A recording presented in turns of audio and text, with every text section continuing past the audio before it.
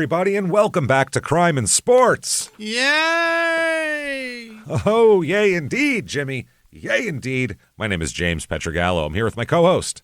I'm Jimmie Whisman. Thank you, folks, so much for joining us today on another crazy edition of Crime in Sports. We got more Billy Martin for you today. God dang. And, he does not stop. Can't stop, won't stop. He's going to be punching and drinking and screwing his life up this week a little bit more. So much fun. He's the Evel Knievel of baseball, basically. Straight into his 40s. Right. Oh, it goes on till his last breath, basically. He never slows down a drop. We'll get to that. Before we do, though, shutupandgivememurder.com is the website you need to go to. Get everything there, all of our merchandise you can get there, everything like that. Tickets for live small-town murder shows. There's a few left in Philly because we released some, so there's a few left, and then that's it after that. And DC is sold out, but you can still get tickets to the virtual live show this Thursday, October the 30th. Great. We can't wait. Just like a regular live show, except you can watch it anywhere in the world that you can get internet access. And we'll, just like a regular live show, the pictures will also be in costumes because it's Halloween and we want to look like idiots for you. That's what we do. Right. So can't wait to do that. And you can watch it for 2 weeks afterwards, too. You can get it. You can watch it every day if you want. You can watch it the last day it's available. Doesn't matter. Do whatever you want with it. Shutupandgivememurder.com. Also, listen to your stupid opinions, obviously, in Small Town Murder while you're doing that. And then get yourself Patreon. Hell yeah. That's where the value comes in, everybody. Patreon.com. I always wanted to say that. You hear that like in commercials. That's where the value comes in, folks. That's the value. That's I was like, that sounds like a really fun thing to say in a commercial. So honestly, Patreon. That's beneficial to your life. That's, to you guys. Obviously, best value. And you point to that, the biggest one. No, but value. Savings. Patreon.com/crimeinsports is where you get all of the bonus materials, and it really is a good deal. Anybody, $5 a month or above, you're going to get so much stuff. First of all, as soon as you subscribe, hundreds of bonus episodes you've never heard before. You can binge all of those. Then you get new ones every other week. One Crime in Sports, one Small Town Murder. This week is no different, and you get it all. This week for Crime in Sports, we are going to talk about team relocations and the drama that's caused. Teams moving in the middle of the night. Drama? Both. The drama and trauma that this causes. Yeah. We're going to do a bunch of it. It confused my father his whole fucking life over. Oh, it's so weird. So we'll talk all about that. Yeah. And then for Small Town Murder, we're going to do, there's a couple lists that I saw come out recently of the most haunted place in every state, most haunted building in every state. So we're going to go over them. We're going to find out how 50 of them, huh? 50 of them. How many sound like bullshit and how many we go, that could be interesting. So either way, we'll talk all about it. We'll make fun of people. You know how it works. There we go. Patreon.com/crimeinsports. In addition to that, you also are going to get all the shows, Crime in Sports, Your Stupid Opinions, both episodes of Small Town Murder, all ad-free with your subscription as well. And you swallow, James? That's so and sweet. I'll swallow for you. That's right. I say, well, either that or you can put it all over me. I don't care. Dealer's choice, everybody. And you get a shout out at the end of the show where Jimmie will swallow for you. So that said, let's get into Billy and see what he's up to here. When we last left off, Billy was getting in trouble for authorizing a beanball. Yeah. Which is just the oldest thing in baseball. Yeah. They throw at your guy, you throw at their guy. Usually the ump warns both sides, everything's over. That's how it works. There's an infraction has been, what is that? And it's rectified. Yes. Yeah. You're right. You correct a mistake. There are unwritten rules in baseball. Yeah. And it's kind of the way to keep the umps out of the game, kind of, because you hit one guy, he goes down. Okay, you hit another guy. Now he should be even. If anybody else goes beyond that, now you start throwing people out. But now we come out of the dugout. Yeah, exactly. Or head hunting is never okay. That's usually considered bad taste. You're going to drill somebody, you drill them in the ass. That's it. Right. Like a gentleman. Or the shoulder. No, you keep it in the ass. Really? I asked Rod about that back in the day. No, ass. No, that you could break a rib like that. There's one part of the body where that ain't going to hurt you, and that's your ass. Yeah. So any pitcher worth their salt, unless they really hate a guy, They're aiming for their ass because you go up top, they could move their hands in, break a wrist, break that's a all hand, be out face, half too? the season, Oh, God. face, shoulders, anything like that. You don't want to break anything. You're just looking to bruise a guy a little bit and have him go, all right. And in the ass is funny. That's in the ass. Yeah, you drill a guy in the ass. That's the respectful way to do it. Yeah. Is drill a guy in the ass and like a gentleman. So, but it seems like I don't think I've seen one in the ass. oh, that's where most of them go, ass or back, because the back is another one. Yeah, that's what I mean. The riblets and the kidneys in the back. That's usually aiming for the ass, and that's what they're hitting, though, is the thing. Because, it's a little high. Yeah, Rod said every time, if you don't want to hurt a guy, you're throwing at his ass, period. Yeah. That's how you're letting him go, I have to bean you, but I don't want to hurt you. Yeah. This isn't a personal thing. It's just this is my boss told me to do this. Exactly. And they get it. Because Rod was telling me one guy hit a home run off him. I've told the story before, but in case you never heard it. Guy hit a home run off him and took a while looking at it and then took a while getting to first base. Yeah. And Rod knew the guy and was friends with him, played in the minors with him or something, and looked at him and was like, I got to bean you next time. Yeah. And like 2 years later, he came up to the plate, and it's the first time he's faced him. Took him a while. First fucking pitch, he said he walked up, looked at me, and like nodded his head like, I know I'm getting hit. And Rod was like, you're getting hit. You're getting hit. Elephant memory. And he said, beamed him right in the ass. He put the bat down, walked to the bag. He said he explained to me that I wasn't trying to show you up. My manager was telling me to do something, and I didn't want to do it, so I swung away and hit a home run. So I was trying to show my manager up, and he goes, I get it, but I still have to drill you. It looked bad. You made me look you made me look like an asshole, so I got to do it. Nobody in the stands knows what your fucking boss said to you. Exactly. But everybody in the stands saw you disrespect me. Disrespect me is what it looked like. So, boom, shot in the ass. 30,000 people saw you piss on my leg, you son of a bitch. He said, hit him in the ass. He put his bat down, give him a little nod, like, all right, we're even. Okay, very good. No hard feelings, and we're moving on. But he said, ass is respectful. So, anyway, Billy is very upset that he's going to getting suspended for this. He's going to be suspended for 3 games. And because he told the guy to hit him. Yeah, and he said all I was honest. Every other time, the manager told him to do it, but the manager just never tells you guys. I just told, so I'm getting fucking suspended for honesty. The hell is that about? Keep it above board? That's crazy. It's bullshit. He said, I actually told Crandall, that's the ump, before the game at the plate that I was sick and tired of having their guys, that's the manager, throw at Toby Harrah, and Jeff Burrows. I told them we were going to throw it as shortstop. So beanballing went back and forth. And Martin said, did you see what they wrote? Because of my honest comment at the plate, I've been suspended. I've been honest all my life. Wow. I'm just an honest guy. Yeah. He said, I hope those umpires are happy about the report they sent in. I can't come out here to the ballpark. I'll stay at the hotel for 3 days, a long 3 days. Mm-hmm. And then he said, who's going to protect the hitter if the manager's not going to do it? Yeah. That's the way. Hockey has enforcers. You check my score too hard, you fuck with him, I'm going to get this big guy with no teeth to come attack your score, and that's how we're going to do it. And it keeps everybody in line. You have to have in baseball, you got a pitcher. Yeah, it's so odd in football. There is really nothing like that. There's nothing for that because the game's all contact. Yeah, there really isn't. I mean, the linemen protect their quarterback, but there's really not much more than that. There's not much more than that. It's not the same as like these because the violence in these games are cheap shots, whereas in football, a big hit's a legal thing. It's totally legal. That's the game. That's the goal. Absolutely. Yeah. So Billy said... Now it's not. No. Billy said that beanballs have been a part of the game for 100 years. It's still part of the game. It's always going to be part of the game. And anybody who's acting like it isn't is a fucking idiot, basically. So, anyway, here is from the book. They'll explain it here. At a Sunday doubleheader in Milwaukee, when Martin took out his lineup card for the pregame meeting with the Brewers manager Del Crandall and the umpires, he casually announced to Crandall, your pitcher threw at our shortstop 4 times yesterday. So I'm telling you now that your shortstop, who is, by the way, future Hall of Famer at the time, rookie Robin Yount. Oh, wow. Yeah, will be going down today. That's it. You throw it at my young shortstop, I'll throw it yours. That's it.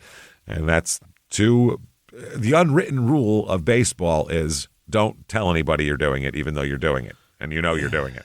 And everyone in the park knows you're doing it. And the ump knows you're doing it. But just don't say it, because then you're a bad guy. I mean, it was a slip. He so loose, stupid. That's all. It's so stupid. It's just dumb as shit. So he got a 3-game suspension for that. And this is while he is in the running for the Manager of the Year award, making the Rangers from the worst team in the league to a contender. Yeah. So, he's like, this is, what the fuck, He said, this is ridiculous. Yeah. Obviously, I'm doing something right, and then I don't know, it's crazy. He said, how did I know the Rangers would draw 1 million? Well, I knew people would respond to winning baseball.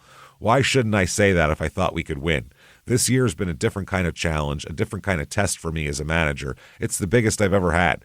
I don't like to say I'm surprised the way things turned out. You could see in spring training that Lenny Randall, Jim Sundberg, Mike Hargrove, Joe Levitto — Mike Hargrove was the Indians manager in the 90s — and Toby Hara could help this club. Now Cesar Tovar is a guy I really went after.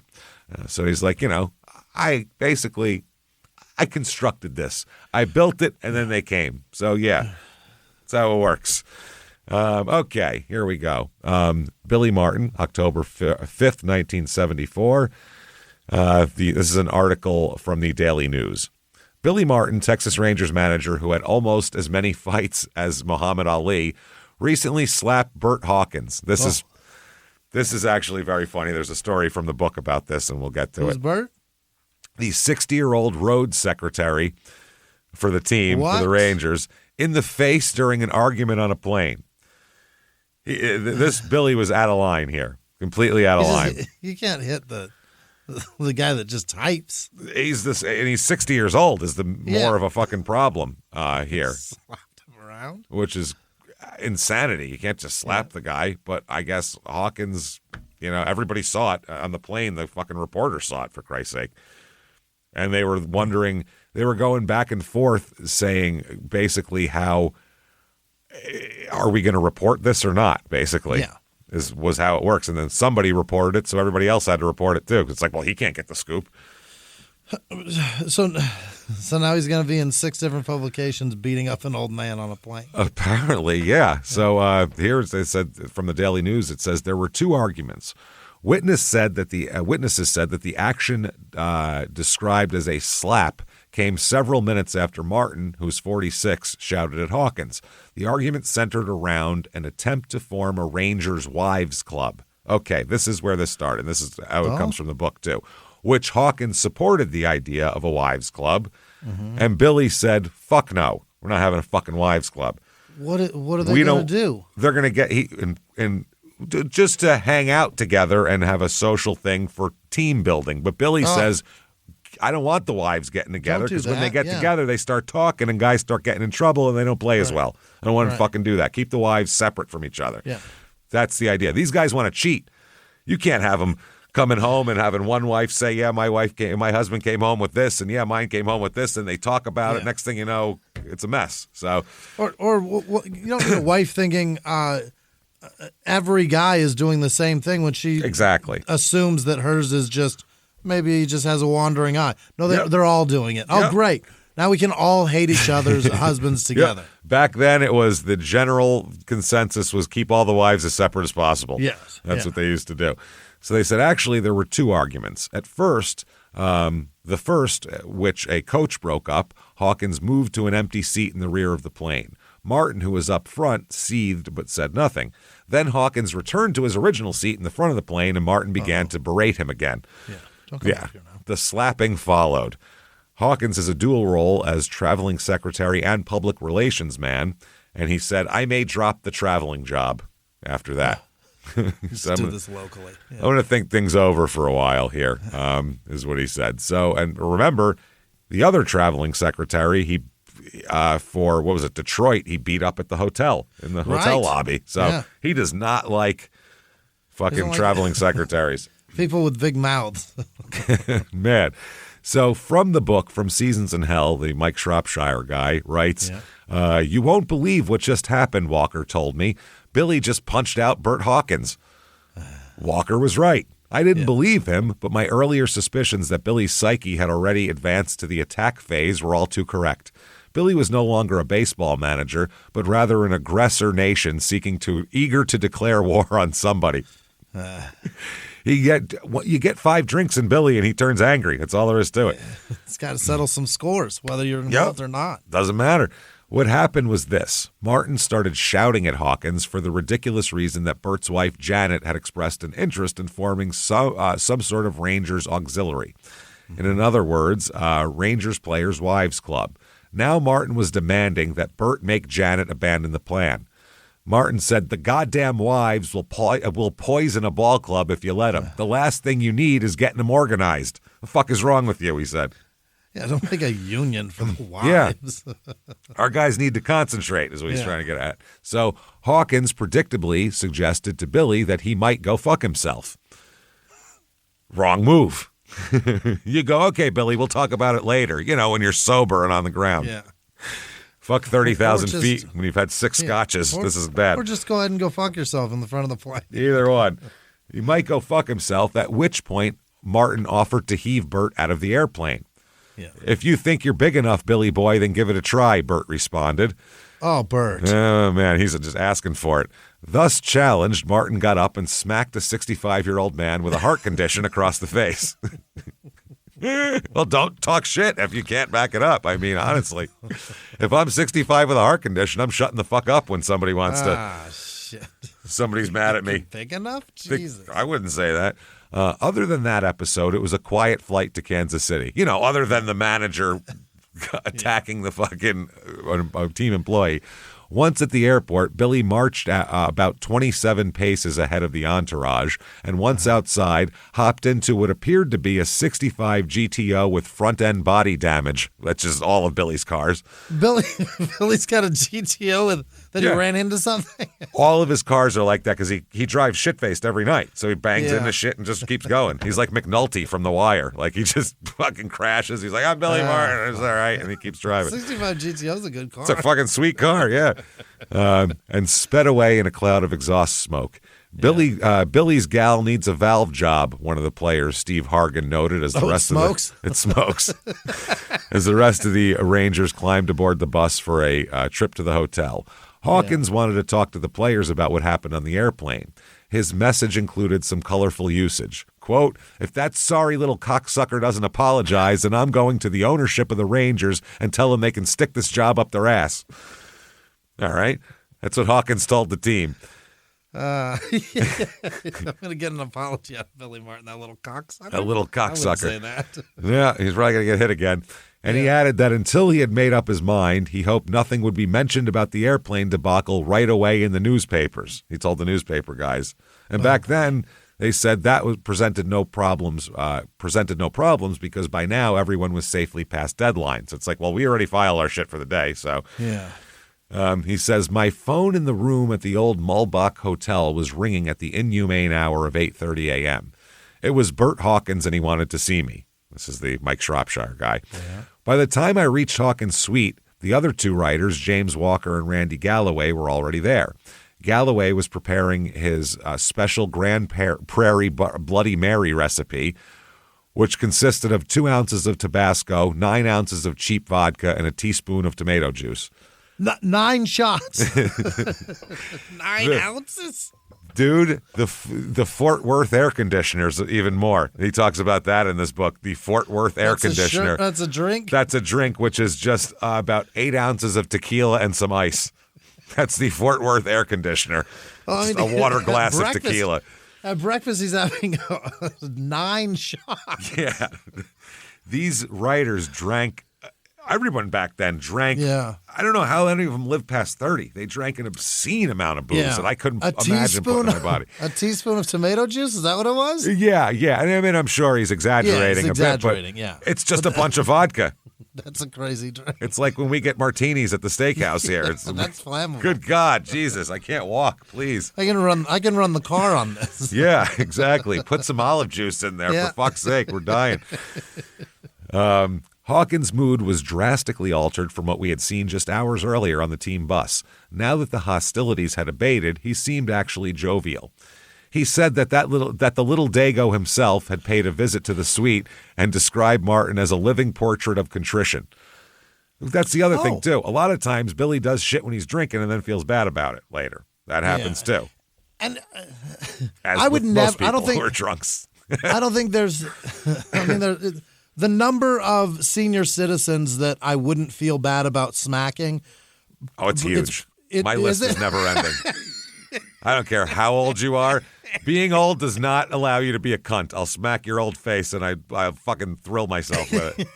But I think that the number dwindles as it might start expanding soon, though, because I'm in my 40s. Fuck, it's almost a fair fight at this point. That's what I'm saying. Oh, no, this is from a young age. These old people need a smack. That's the thing. They need to realize they're not in charge anymore, goddammit. And I'll show you how much you're not. Bow, shut up. Sit down, old man. Grandma. Take that, Grandma. You're going to listen to us from now on, goddamn. No. Your recipes aren't that good. No, Sugar cookies suck. Yeah. No, most of the people that are senior citizens I want to smack are paid with taxpayer money. Oh, yeah. That's what they are. They're fucking...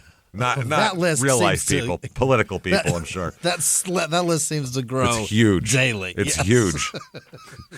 Most of Congress. The random private sector folks. Oh, there's very few that I wouldn't feel bad about hitting. No. I would feel bad about hitting old people for sure. Most of them. Most of them, yeah. Except for that one guy every once in a while, you know who he is. He can from time to time. He can one crops up and you go, he's just never been hit. Is that what it is? I think it is. He made it 72 years. He's never been punched in the mouth. The amount of people on a daily basis that I see and go, you've never been punched in the fucking mouth for what you say, have you? You've never felt that numb. It's shocking. Yeah. Our country needs every town should have a kid puncher. Yeah. Somebody who is authorized fully to take a kid at 16 who's done something shitty, said some dumb shit, and just nose. Fucking drill him right in the mouth and go, that's what happens when you run your fucking mouth. That would be so advantageous to this world. Half the internet wouldn't exist. Yeah. Fucking, it would be amazing. YouTube, all these fucking creators and all these comment people. You know what? I'm scared of getting punched in the face again. I'm going to shut my fucking mouth.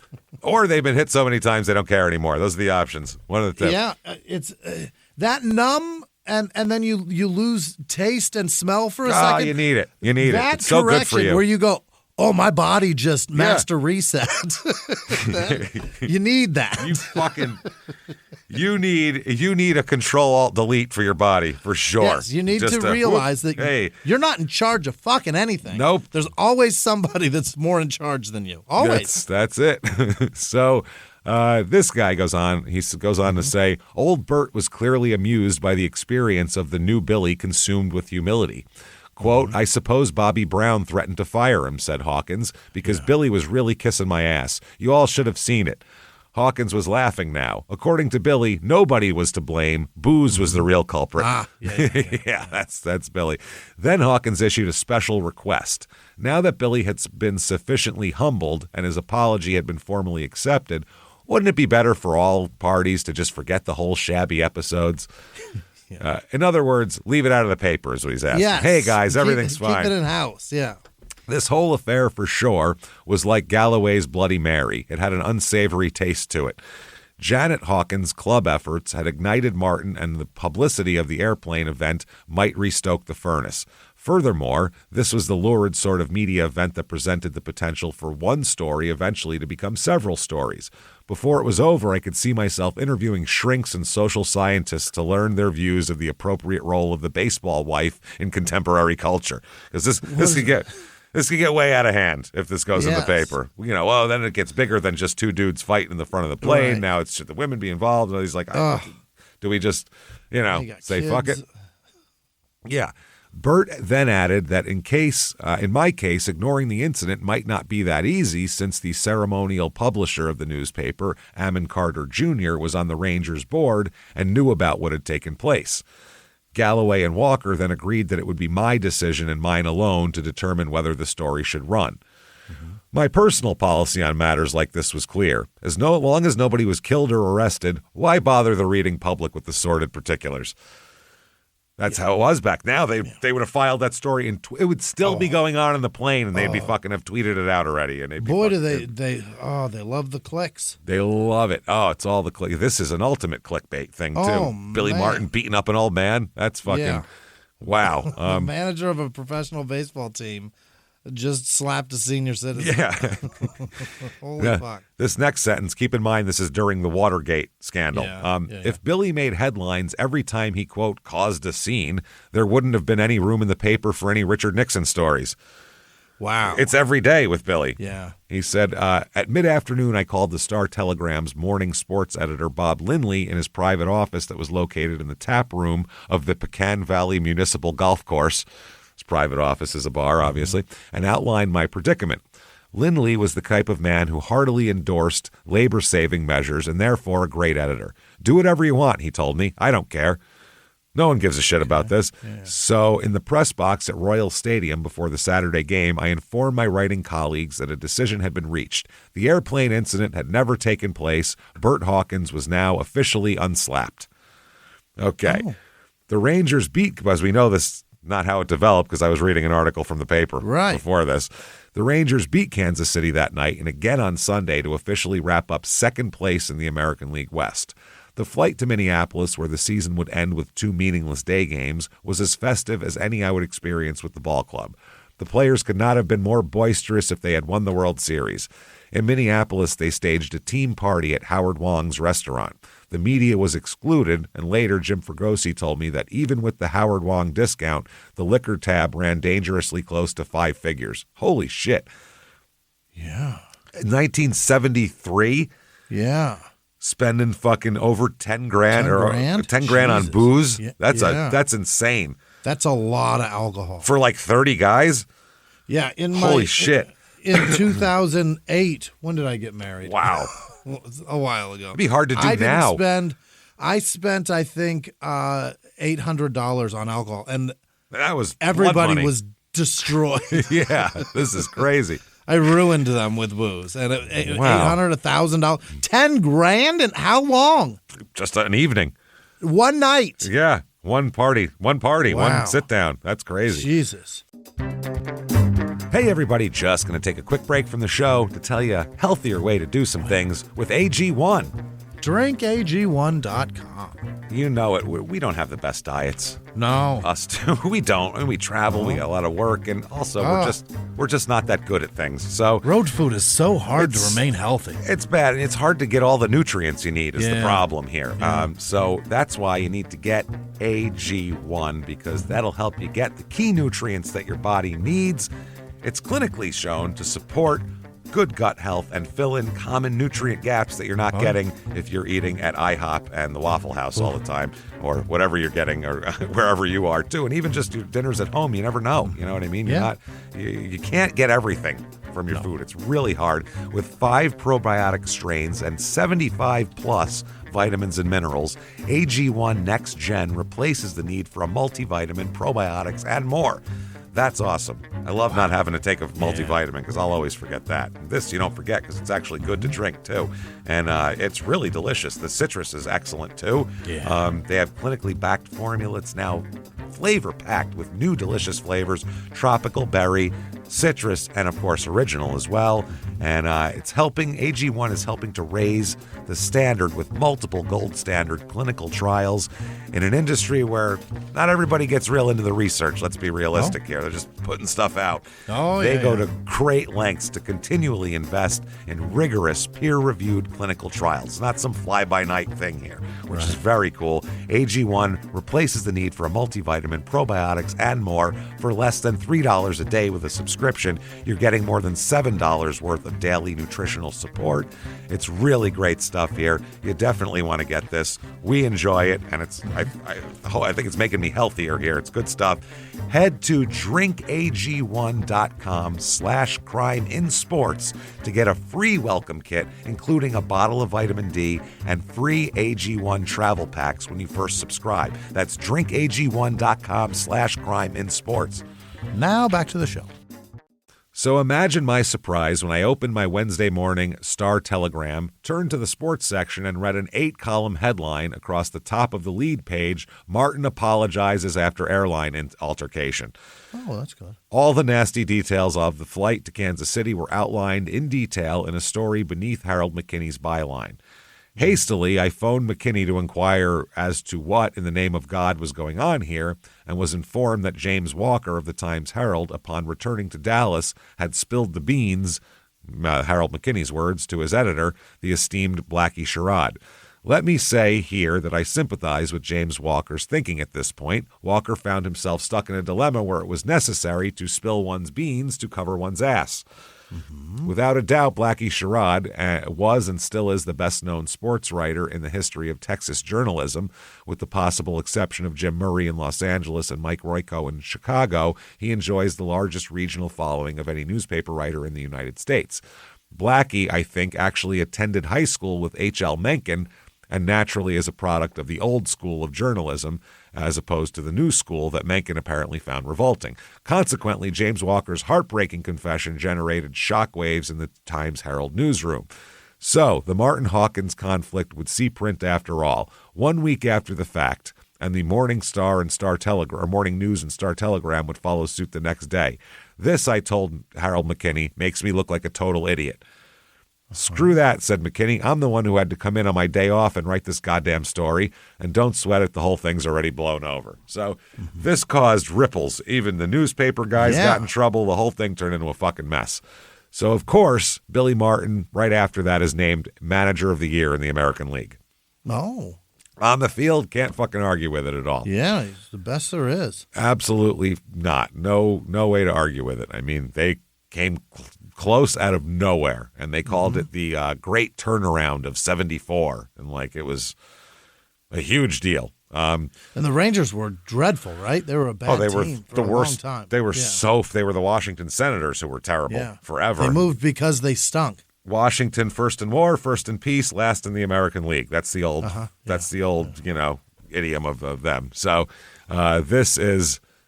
They go to Texas. They're abysmal. Billy Martin comes in. Now they're in second place. So that's a big fucking deal. Wow. Not too shabby. Right under that, by the way, there's a nice ad. The sales, Jimmy. Oh, my God. You can get a fifth of John Handy Esquire Scotch. John Handy Esquire. Okay. Yeah. It's a blended Scotch, clearly. Ooh. $5.45 a fifth. Oh, fuck. That is rough. That shit. What is that? $15 today, probably? Probably more than that. Probably 20 or so. That seems overpriced for shit Scotch, right? That's what I'm thinking. For blended. Yeah, that is. You don't want blended anything, right? I don't want to fucking blend. No, single malt or nothing. Yeah, fuck you. want. Unless it's like Johnny Walker Blue or something. And even then, I'd rather have a 20-year-old Macallan or even reds like wines. I don't drink red blends. That's disgusting. I want a Cabernet or I want a specific one. I don't need fucking blends. That's gross. No, that is gross. And that sounds like you're fucking making a bottle that shouldn't exist. There's a little bit left of everything. You're making it. We put a little Cabernet and some Merlot together. Those were popular for a while, though. Those blends. Yeah, they were very popular because they're cheap. Because it's not. Well, yeah, it's not what you want. There was a few brands that would be like $11 for a bottle, and that was that years ago. Yeah, a few years ago. Because it's a blend. It's a bunch of shit together. It shouldn't exist. We had a little bit left of everything, and now we have a whole bottle. So here's an article about Billy. Billy Martin, manager of the Texas Rangers, spoke for a full 30 minutes yesterday without spitting on the floor. He didn't tell anyone to go bleep, and the only time he used the Lord's name was in reverence, not vain. Hard to believe, isn't it? Said Billy Martin. Everybody expects me to come out cursing, getting into fights, and just basically being a pain in the butt. I received that image when I played ball with the Yankees, and it's always stuck. That's because you keep doing it. You beat up your fucking traveling secretary on a plane, you psychopath. The fuck are you talking about? He knows first and foremost he'll always be thought of as a cocky, smart aleck punk, sort of a combination of a garbage-mouthed street fighter and Genghis Khan rolled into one. Jesus. Yeah. He said, I guess I've never really been accepted into the baseball world because of my maverick image. When I first became manager, they laughed at me. They told me I'd never make it. How could I, they would say. I couldn't handle myself. How could I handle 40 players? It bothered me for a long time. Man, did I get uptight over it. But if you threw a rock, it would miss everybody. If I threw a rock, it would hit him. And even if it didn't, I'd still get the blame for it. Okay. He said, but I'm 46 now, and it's too late to change the image. My middle name has always been Trouble. Well, That is amazing. That's a great line. My middle name has always been Trouble. All right. That is fucking amazing. I got to write that down. That's going to be the name of this episode. My middle name is Trouble Martin. for sure. Yeah. I make no peace with my God. Or I'm sorry, it's an old newspaper. I make my peace with my God every Sunday, and I cope. Oh, I'm no Alvin Dark. I don't wear God on my sleeve. I wear him in my heart. Oh. He also said, I don't get into fights as much as I used to. I just get as hot now, but when I get into it, when I go into a fight, I try to stop it, not make it worse. I'd feel terrible if I slugged a prospect and damaged his career. You don't hit your guys on your team. Right. Yeah, you're not supposed to. He said, now, if the opposing pitcher was to throw at my team, that's another thing. I'd go up and slug the opposing manager. I wouldn't care about ruining his career. But I don't fight on the field anymore. The umps don't know that, though. They still think I'm going to smack them. I just scare them. I get as close as I can and back away just to let them know I'm around. Okay. He said, my 10-year-old son, Billy Joe, came up to me one day last fall and said the kids in his class said that, quote, your daddy is the guy who yells at umpires all the time. Ah. Which I would be like, that's awesome. I'd be like, yeah, totally. He totally is. I told Billy Joe that I did talk a little loud to the umpires because the players I represent would lose respect for me if I backed down defending them. Also, I told Billy Joe the umpires are a little hard of hearing sometimes. Tells them they're a little older. Man, he said there's only two things that I require out of the Rangers. One is that while we're traveling from Texas to another city, I ask them to wear a shirt and tie. Once we get to the hotel, they can wear a toilet seat if they want to. Yes. See, once you're out and about, fine. But on the plane in the airport, I want you to look like a respectable bunch of guys, which is fine. After that, wear a toilet seat if you want to, wherever you want to wear it. Knock yourself out. Yeah, while you're getting a blowjob in the alley. Whatever. We don't care. Okay. The only other rule I have is that when the national anthem is played, I want the players to stand on the dugout's first step and hold their hat over their heart. I love my country, and it's good for a kid to see that. All I want from a player is performance. Not the way he looks, talks, or acts. A sports team is like a salad. You have a lot of mixed ingredients. Yeah, he doesn't care what your personal shit is as long as on the field it works. He said, "Hat on your chest." Yeah, he said that people have tried to push me around for what I believe, but I won't budge. I'm not ashamed one bit for what Billy Martin is. Okay. Here's from third person. All right. Third person. That's right. Yeah. It's the first time we've really heard him talk like that, so that's not bad. Yeah. If this was a Ricky Henderson episode, we would be on number 685 by now. But he's doing it. That's pretty impressive. Oh, he's doing it.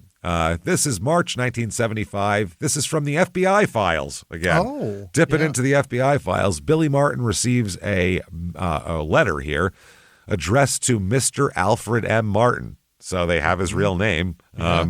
At the Surf Rider Hotel, which is their spring training location in Pompano Beach, Florida.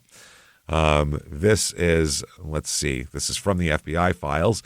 They said, on or about April 3rd, 1975 at Pompano Beach, Florida, victim, who is a manager of the Texas Rangers Major League Baseball team, received a letter which contained traced left hand, above which was typewritten, set the Yankees back 100 years by wearing that uniform. He didn't make a fool of himself at the Copa and other things. You were the worst to ever pull on that treasured uniform. 47-year-old juvenile. Think about death and start to live. Interview of the victim, and a redacted name from the Los Angeles Dodgers, failed to determine the identity of the subject. Authorities in New York alerted, no further action taken, and there we go. So everybody was contacted, but he's getting sort of death threats, I guess you could call them. Yeah. So, 47-year-old juvenile. Let's see. Typewritten, suggest following lines for it. Okay, that's something else. Oh, your tombstone. What? It says on page 2 of the letter. Your tombstone, Alfred Manuel Martin, May 16th, 1928, at Berkeley, California, to May 23rd, 1975, at Flushing, New York. That's where the Mets play. Any changes in above should be sent to, and there's an address in Vero Beach. Interview prior to receipt of letter with Billy Martin determined he had no knowledge of sender, but claimed to have not seen letter as it was turned over to the authorities by his wife in care of the Texas Rangers. Martin departed the South Florida area for Dallas, Texas, April 3rd, 1975. Above reference to something else, redacted Vero Beach, probably refers to where the Dodgers who trained in Vero Beach. Okay, there we go. So he's getting threatened to be murdered. Over what? Who knows? Apparently, anything, huh? Yeah, in May 23rd, 1975, that's that's when they're going to kill him. Apparently, wow. So that's how that works. Who knows? Yeah, there's a lot. He gets a lot of this type of shit, like hate mail, just death threats. Really? Yeah. And then they found that they said they interviewed somebody, a Los Angeles Dodger, interviewed by the bureau agents in California. This person advised the agent that he had no knowledge that such a letter had been sent, that he did not send it. Oh, because he thought somebody else might have sent it. And he could he think of anyone else who might have? He stated that Martin had an altercation with somebody that put this incident had long been forgotten and now considered Martin to be a friend. So they're talking all sorts of people around Major League Baseball, seeing, do you know someone who hates Billy Martin? Right. This doesn't sound like a player, though. Right. They're talking about he got in a problem with some other player or some, who knows, management person who everybody's saying it's forgotten, though. The guy wouldn't send him a death threat. So, yeah. They said Martin was interviewed regarding the matter at the time, but was not available, has never been furnished again to do it. Okay, yeah. So a lot of FBI stuff here. Martin was advised that if he considers himself in any imminent danger as a result of the threat, he should contact local authorities in New York. Don't bother us. Yeah. Yeah, Mr. Martin advised that he had only heard about the threatening letter. Okay, that's good. He said that during his playing years, he had received numerous threatening letters, all of which he just tossed in a wastebasket and paid no attention to them. He said he's not concerned about this letter, and he considers it to be the work of a prankster or a nut.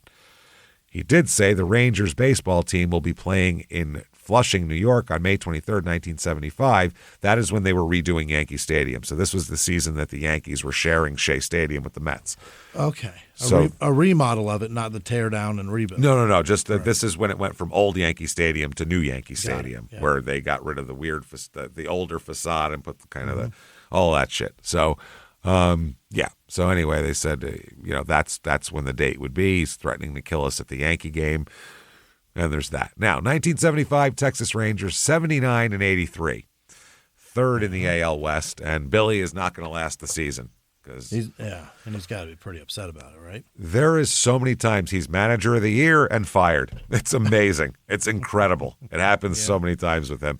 So, this year, Toby Harrah has a good year. Mike Hargrove's an all-star. Otherwise, still not great. Now, From Seasons in Hell, the book, talking about the spring of 75.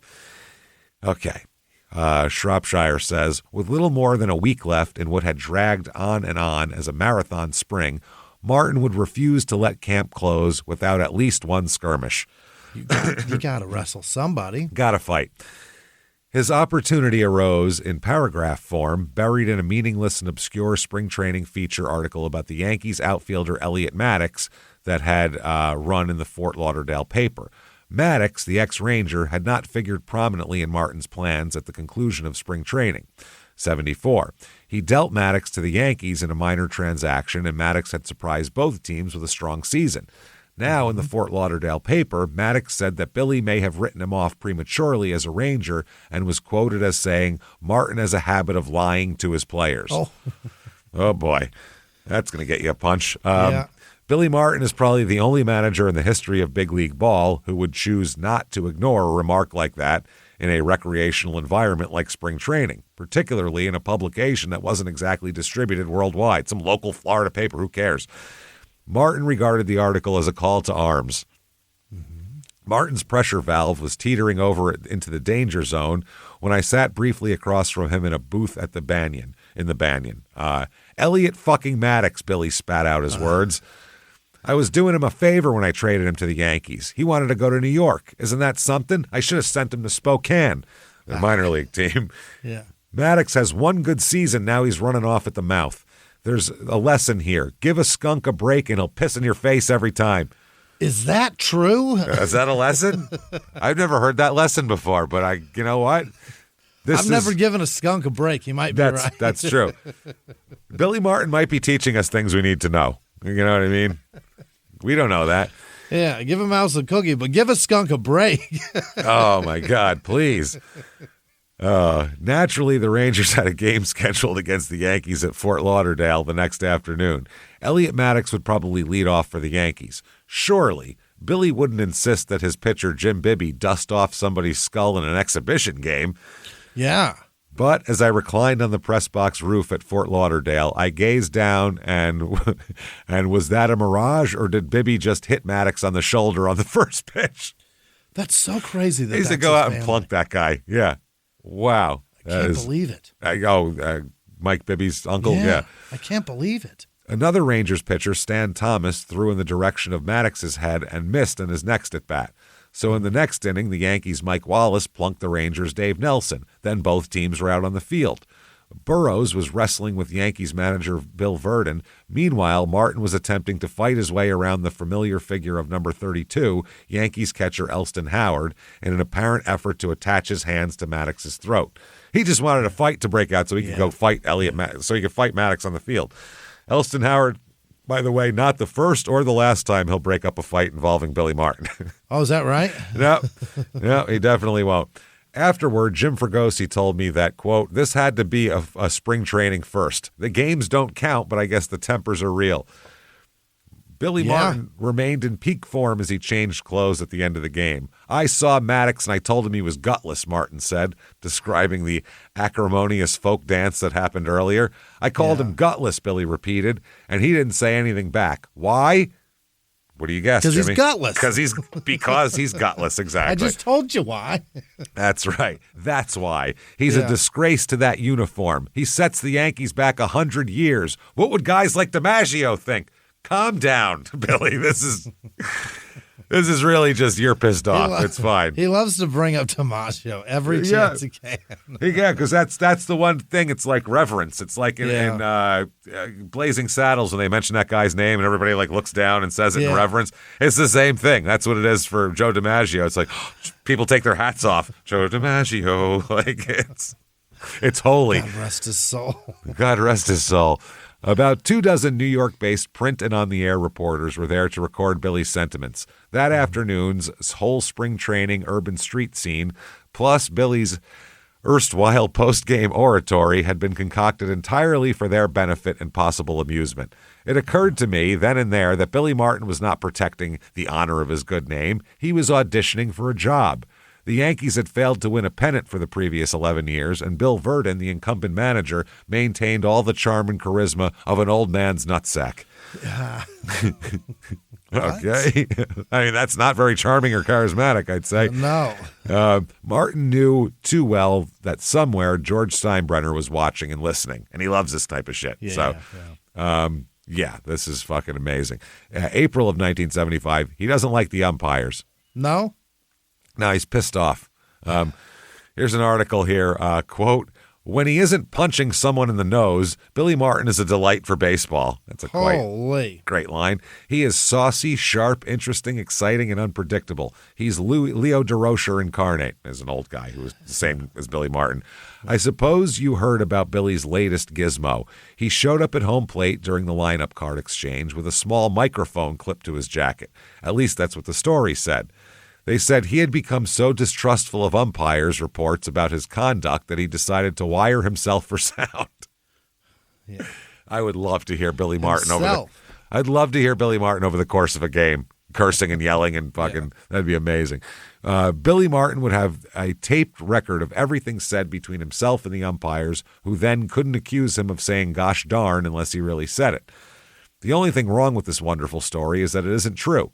The microphone was a prop, a dummy. It was connected to absolutely nothing. No recording device, no tape, nothing but Martin's fertile imagination. It was designed to irritate the umpires. That's great. Hilarious. It was a gag. What's more, the president of the league in which Billy Martin works was forewarned. Lee McPhail happened to be in Texas the other day, the day after Billy Martin had been tossed out of a game for saying rotten things he said he didn't say.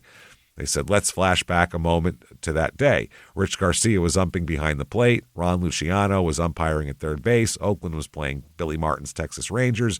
Billy's team expects to replace Oakland as the power in the American League this year, a fact which makes any Oakland-Texas confrontation important, even in April.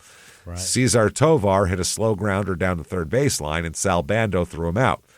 There ensued a dispute over whether the ball was fair or foul, and whether the play should have been called by the home plate umpire or the third base umpire, meaning fair or foul. Sure. Things like which umpire has the authority to call which play become vital in such arguments because they give the manager a chance to show how smart he is. During the course of the argument, some words poured from the mouth of Billy Martin that were offensive to Ron Luciano's shell-like ears. Words spoken only on battlefields and in movies starring Georgiana Spelvin? Who the fuck is that? I don't know. Georgina Spelvin. Ron Luciano will got to be a porn star or something. Yeah, probably. Ron Luciano will accept them from Georgina, but not from Billy. He kicked Billy out of the game. Now we get down to semantics. It's Billy Martin's contention that the things he said to Luciano weren't all that offensive. Furthermore, it's Martin's contention that the things he usually says to umpires in such situations are, by the time they reach the league's office's ears, grossly exaggerated. So he's going to fuck around with with this microphone. So Billy said he would produce the evidence and wire himself for sound, and then he showed up with a famous little mic. What's that, Lee McPhail, a dugout visitor before the game, said. I'm going to tape everything said during a game. I'm sick and tired of your one-sided reports to your office. Lee McPhail, who knows a joke when he sees one, surprised Martin. He didn't become indignant. That's fine, said McPhail. There's just one thing. Remember, you must submit the entire tape. I want no taps, or no gaps, no expletives deleted. So Martin laughed and did it. They were like, you're not doing that, I know, and I'm not. Yeah, it's fine. So that's the whole thing here, what they're trying to do. More from the FBI file here. Q1 and Q2 were searched in the appropriate sections of the anonymous letter with negative results. Representative copies will be added. They were trying to find out if they could get anything off of this. They said it was determined that the stamp affixed to the letter originated from a sheet of stamps. They were looking for fingerprints. They were looking for everything. Yeah. They said that it was determined that the letters were prepared on a typewriter equipped with a style of type which most closely resembles laboratory standards for a style of type used on Olivetti brand typewriters. They're going to find this person. They're really looking for this person. Forensics. Wow. Then they have the hand trace, by the way. Mm-hmm. They have that. This is what this person sent. Yeah. So who fits that? I don't know. Who fits this left hand? So half a turkey. We don't know. Yeah, put a little thing on there. That's what they should have done. Billy should have. If only it had a return address, he could have drawn a turkey and sent it back. Send it right back. Oh, man. So that's the FBI's trying to find these people and having a hard time doing it. Now, here's something else from the book, Seasons in Hell. The Friday night debacle was followed by a day game on Saturday. Less than an hour before the Saturday game, I was leaving the Grand Hotel, most of which had been taken over for the weekend by a convention of square dancers, for the ballpark when I heard somebody, a solitary figure, going psst, psst, from inside the bar. It was Martin. What are you doing in here? I asked him. Stupid question. He was having a pregame pop, obviously. Yeah. He said, I'm standing in here having a drink with all my friends, Billy said. Then he proceeded to blame the previous night's loss on Frank Lucchese, his third base coach. Quote, Frank held up a runner who would have scored easily in the second inning. Then we wind up not knocking him in. If Toby scores, no extra innings, simple as that. And then I got a call from some asshole in Las Vegas at 3 a.m. claiming he lost $200,000 because of the Rangers, and he was raising hell with me, claiming I'd blown the game by keeping Perry in too long. I told the fucker that if he wanted to bitch at somebody, bitch at Frank Lucchese. The fucker. The fucker. But he's loved by fans. Here's an article in the paper down there. The headline is Texas Ranger fans love Billy Martin. Yes, they do. They love him. Yeah. They said they're talking about talk shows in the area, and one said, I'm from the Detroit area, and I think it's just terrible what they did to Billy Martin there. I'm behind him and the Rangers all the way. He's the greatest manager in the world. Every place he goes, he really just induces this type of loyalty. Another one said, why are umpires always baiting Martin and the Rangers? It seems like the umpires go out of their way to give us bad calls.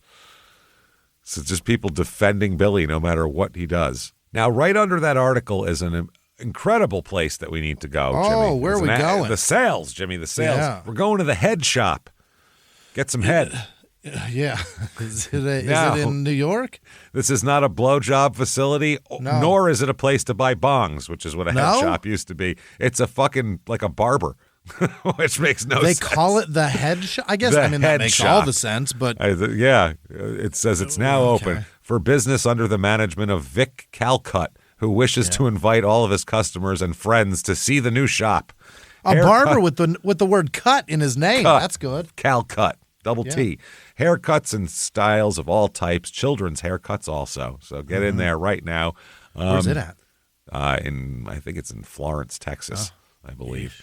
The FBI files, again, back into this. They said that they have laboratory reports, no latent prints of value developed on specimens enclosed, meaning on the letters. Yeah. They did all the things they tried. They tried all the science that was available in 1974 to figure this out. Yeah. I mean, now they could figure it out in 2 seconds probably. I'm sure there's some DNA on it or something, but not back then. Not at all. Mm-hmm. So, Billy is not going to be avenged by the FBI today. Okay. They said that the baseball's commissioner's office on May 23rd, 1975, the day of his death, which was set out before him. That's the day that he was going to be killed. Baseball's commissioner's office advised arrangements were made to have Billy Martin stay at the St. Moritz Hotel while the Texas Rangers were in New York City. Normally they stay at the Hotel Roosevelt. So moved him to a different spot. Yeah, he was advised also. He advised that he had not received any additional letters. He stated he does not desire protection, but would abide by the wishes of the commissioner's office. They're taking it serious, though. Oh, yeah. I mean, it's a death threat. I mean, you got to kind of take it serious. He doesn't take it seriously, but no, at all. No, he said he doesn't want any protection. He wants nothing from anybody. Go fuck yourself, basically. Yeah. But, I mean, what are you going to do? So here is from the book, Seasons in Hell.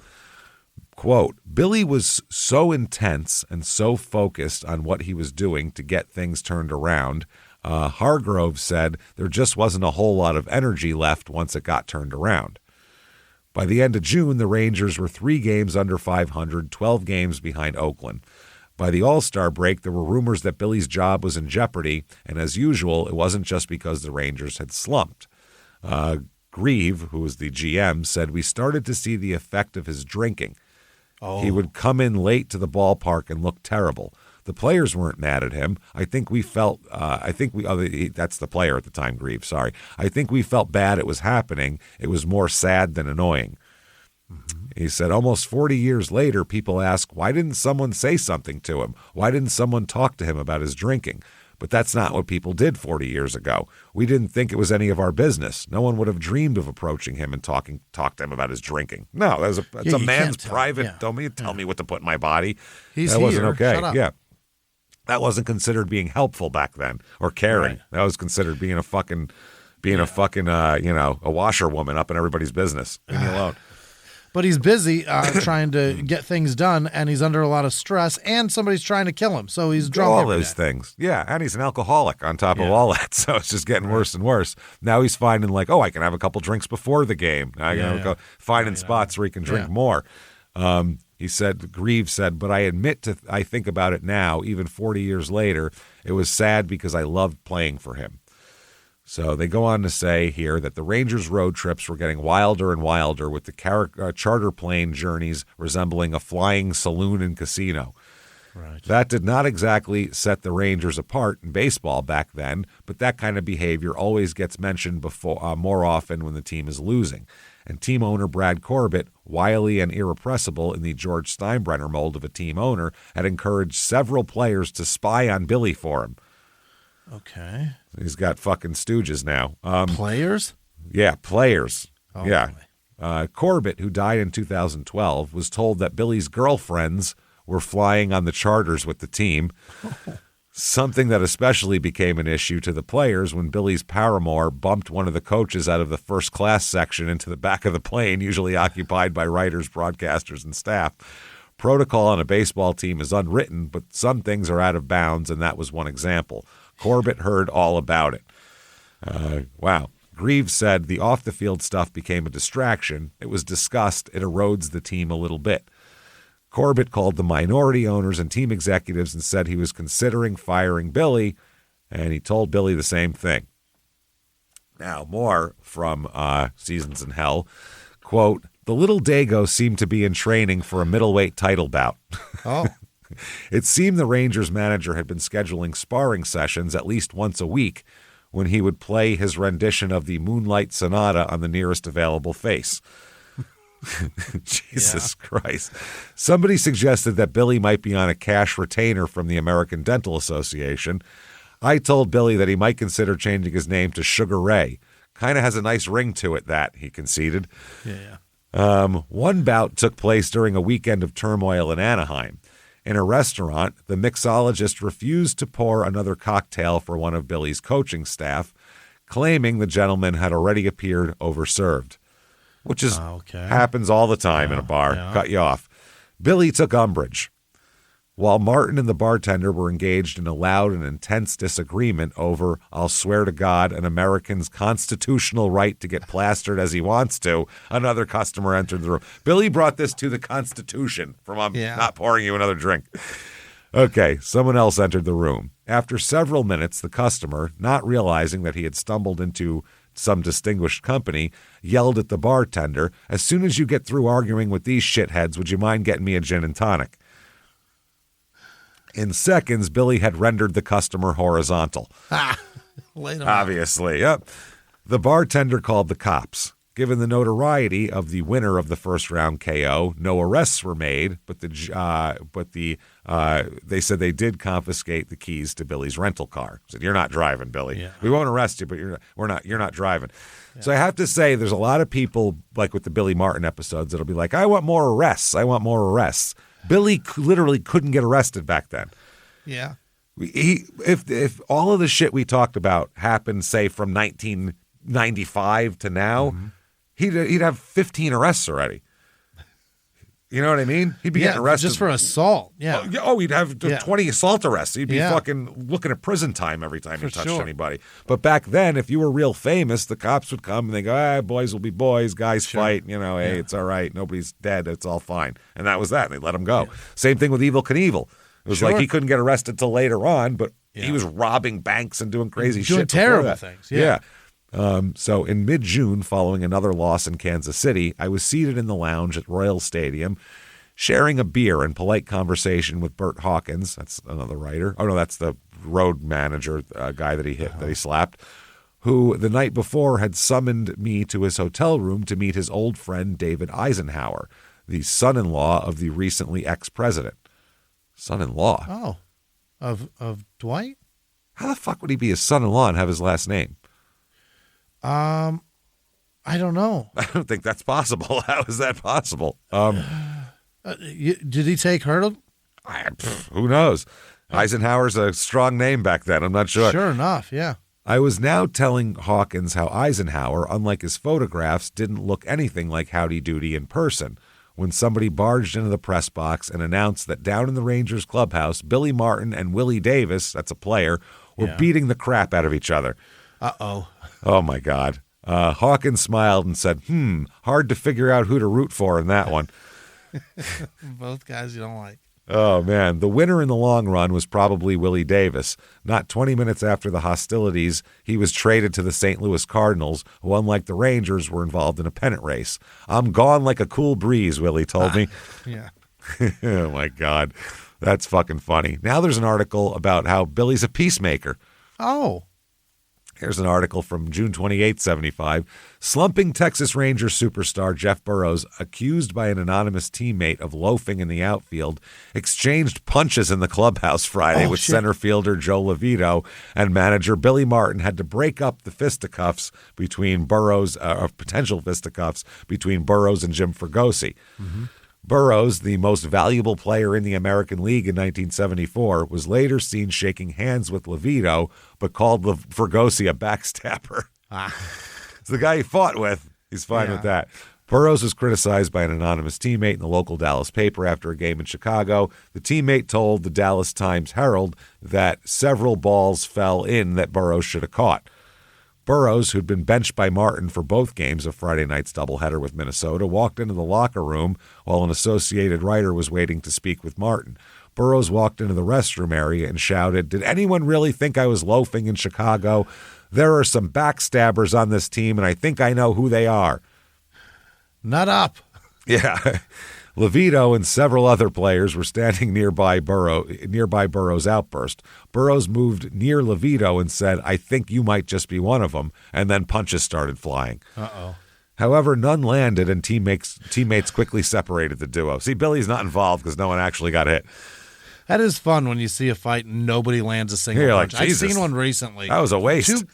Two guys threw 40 punches minimal. Neither of them hit anything. No. When I was a bouncer, I used to see that all the time when people are real shit-faced. Yeah, they were they'd fucking wind up from the ground to throw a punch, and the other guy's drunk as he is, be able to get out of the way. So much time to move. There'd be like 8 missed punches, and then they'd just like hug each other and go to the ground. We'd wait for that part. We'd be like, well, see if anybody wins the fight first. Nobody wins? All right, I guess go break them up when they're on the ground. Fuck them. The bigger guy got so frustrated, he grabbed the smaller guy by the shirt and threw him, but hung on to his shirt.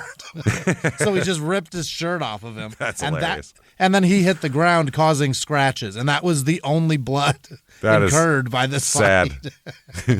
That's a sad fight. Unbelievable. Jesus Christ.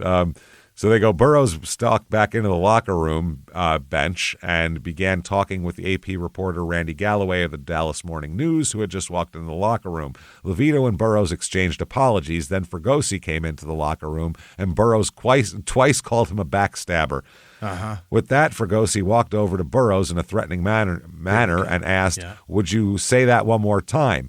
Burroughs looked him in the eye and said, "You're the backstabber." Uh-oh. Not afraid of you. As both players moved toward each other, Martin dashed from his office and broke up any potential problems, ordering Fregosi to his office. So, basically, I'm the only one who's allowed to fight here. Yes. Not you. Right. You bring it to me, and I'll see if they need an ass kicking, and I'll dispense it. So, here's another one from Seasons in Hell. Back in Texas, according to a Rangers pitcher who claimed to be an eyewitness, Billy's winning streak turned down a dead-end street. At the County Line Bar in Grand Prairie, this is a hilarious story. Oh, boy. I told a basic overview of it earlier in this series. In Grand Prairie, on the night before the team would leave on an extended road trip, Billy allegedly sucker punched an off-duty iron worker. Oh, fuck. Some real tough son of a bitch who works hard for a living out in the Texas sun. Sucker punched. Billy nailed him with his best shot. This is a quote from the pitcher. Billy nailed him with his best shot, and the fucker didn't even blink. Then the guy grabbed Billy by the shirt, and I saw something I thought I'd never see. He apologized to the guy. Hey, I'm look, so sorry. If you hit somebody with all you got in the face and it doesn't even flinch them, try an apology first. Yeah. Let me tell you, because you're going to get your ass kicked. So maybe you can, stop it from happening, just but giggle. I doubt it. Be like, wow. What are you going to do? Run is the best thing. Yeah. Run. Then the big son of a bitch spat a mouthful of blood on the floor, looked at Billy and said, "Listen, apologies ain't enough," with no A. Apologies ain't enough. Then Billy said, "Look, I'm drunk and I don't know what I'm doing."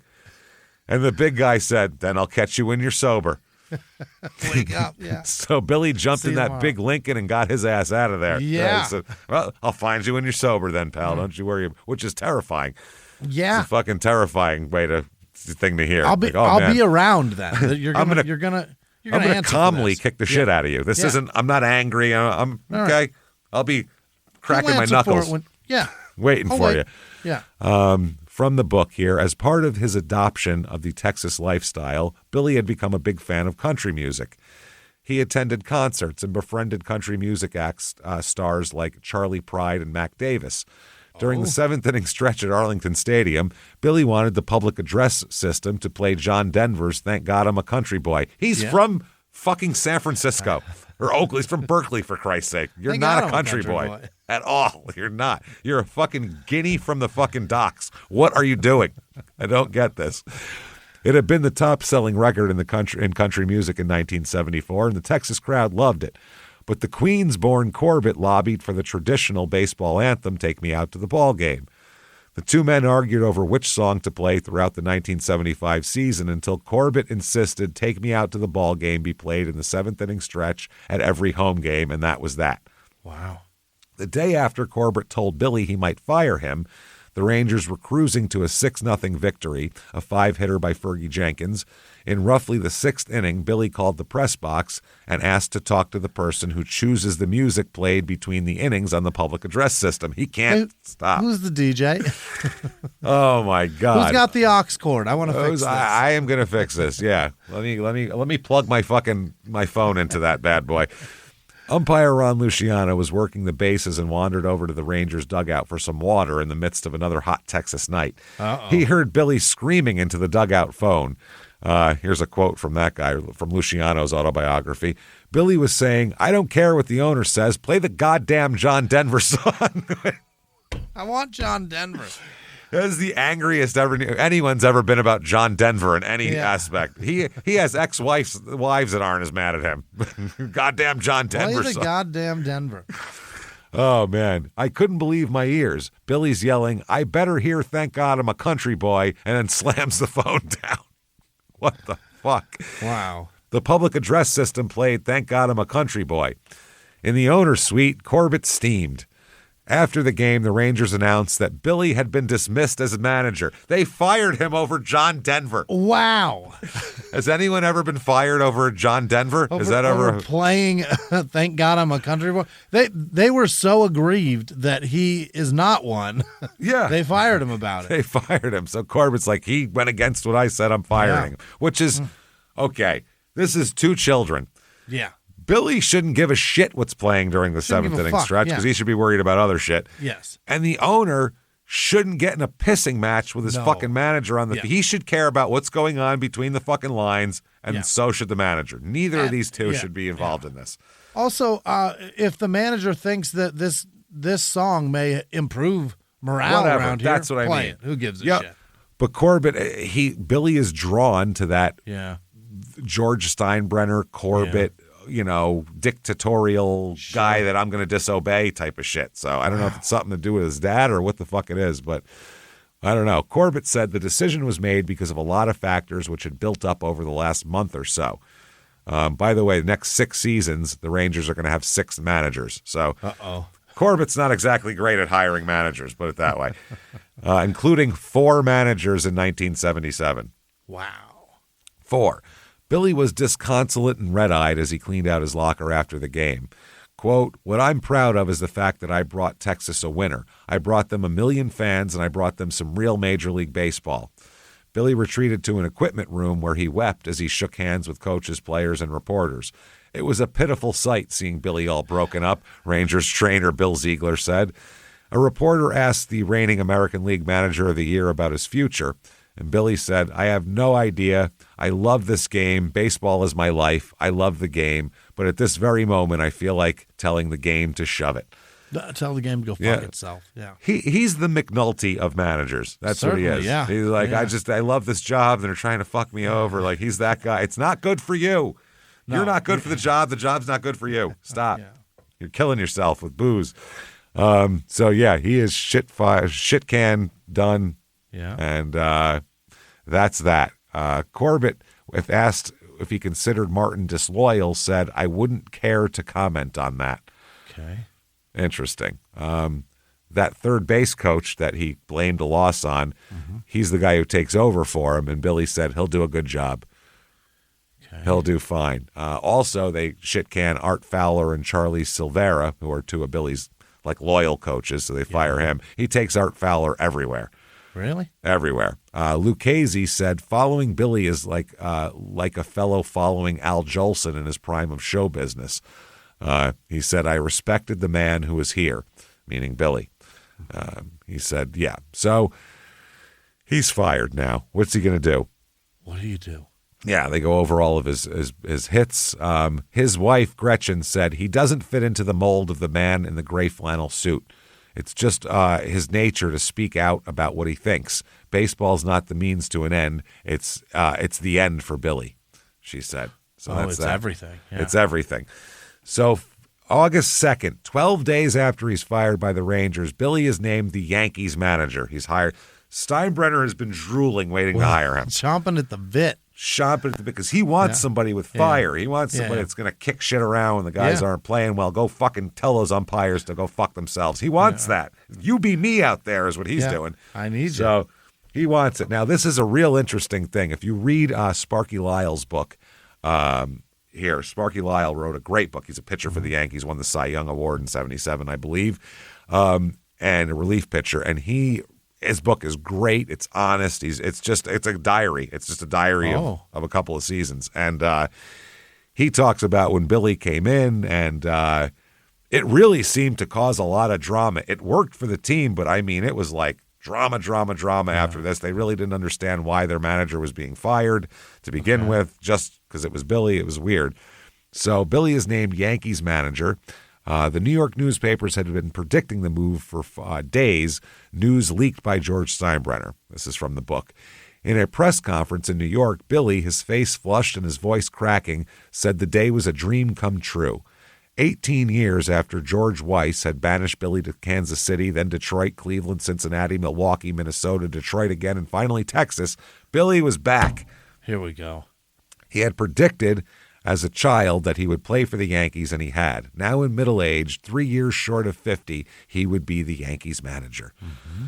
They said, gaunt and weary as he exited Texas less than 2 weeks earlier, Billy now appeared revitalized.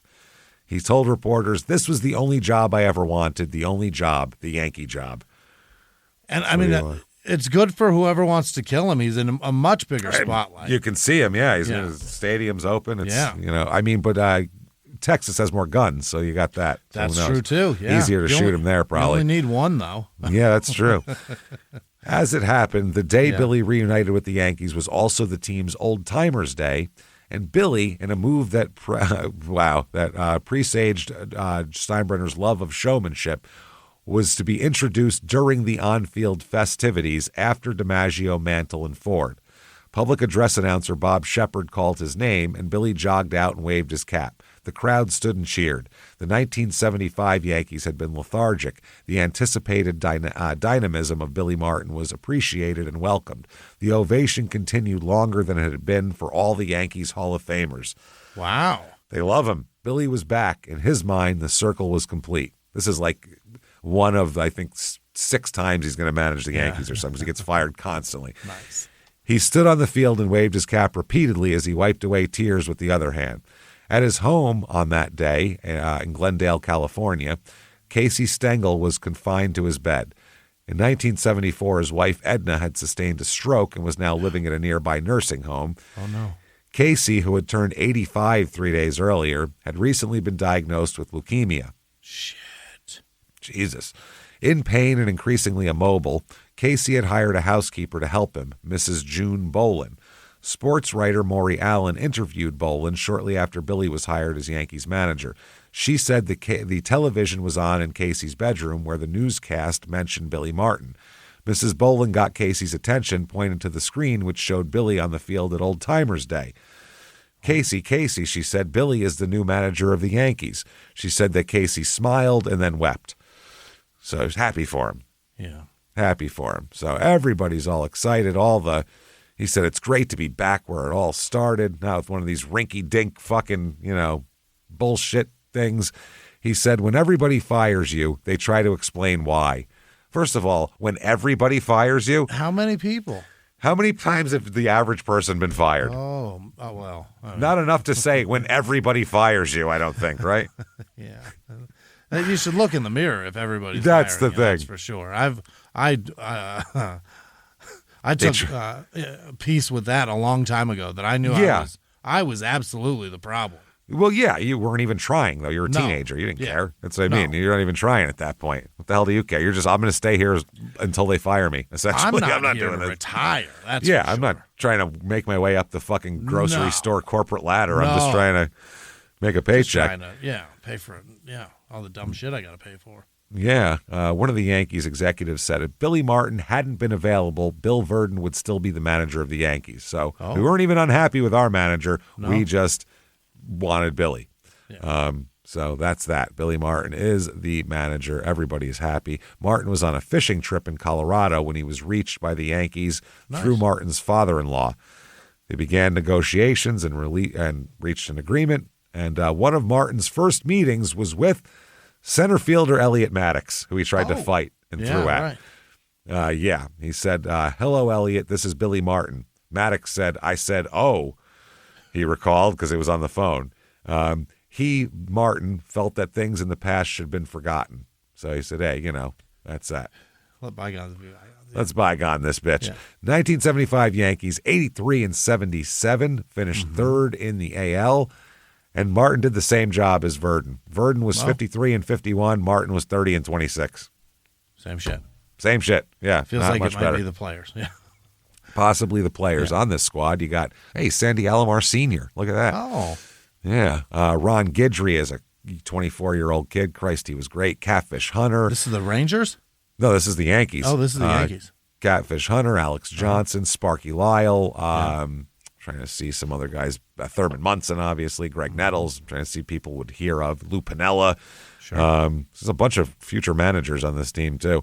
Roy White, the future broadcaster. Chris Chambliss, who's a coach and a manager somewhere, I think. Anyway, that's the team. Now, they said Roy White recalled a game in August when he was the base runner at second base and Lou Piniella was at the plate. Thurman Munson was on first base and Billy put the bunt sign on. So Roy White, who's on second base, says, Lou fouls off the bunt attempt on the first pitch. I didn't even look at the third base coach. I assumed the bunt was still on. But the next pitch, Lou hits a single to right field. Oh. And I went to third. I scored when the next batter hit a ground ball. I'm coming into the dugout and everybody's shaking my hand. I figured I did something good. Yeah. Billy comes toward me and I extend my hand, and he sternly says to me, you missed a sign, you cost us a run. Way to go, dickhead. Nice job, asshole. Yeah. Turns out Billy had changed the bunt to a hit and run on the second pitch to Piniella. I'd never heard of a hit and run with runners at first and second. Billy says to me, Thurman couldn't run on the hit and run because you didn't run. If you're both running on Piniella's single, then you score and Thurman gets to third. He scores on that ground out, not you. You cost us a run. Ah. That's it.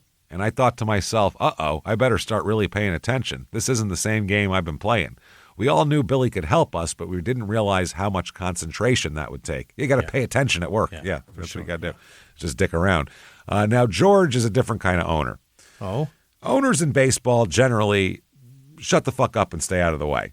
They control everything from behind the scenes. If they want to fire a manager, they do. If they want to call a guy in, they'll talk to him, tell him they want to do that. But the manager does what they want, generally, until they get fired. George is a different kind of cat. Completely different. He steps over lines that you don't step over as an owner. He's involved a lot. Yeah, from this book, they say Billy had never had an owner who treated the locker room as his place of business, too.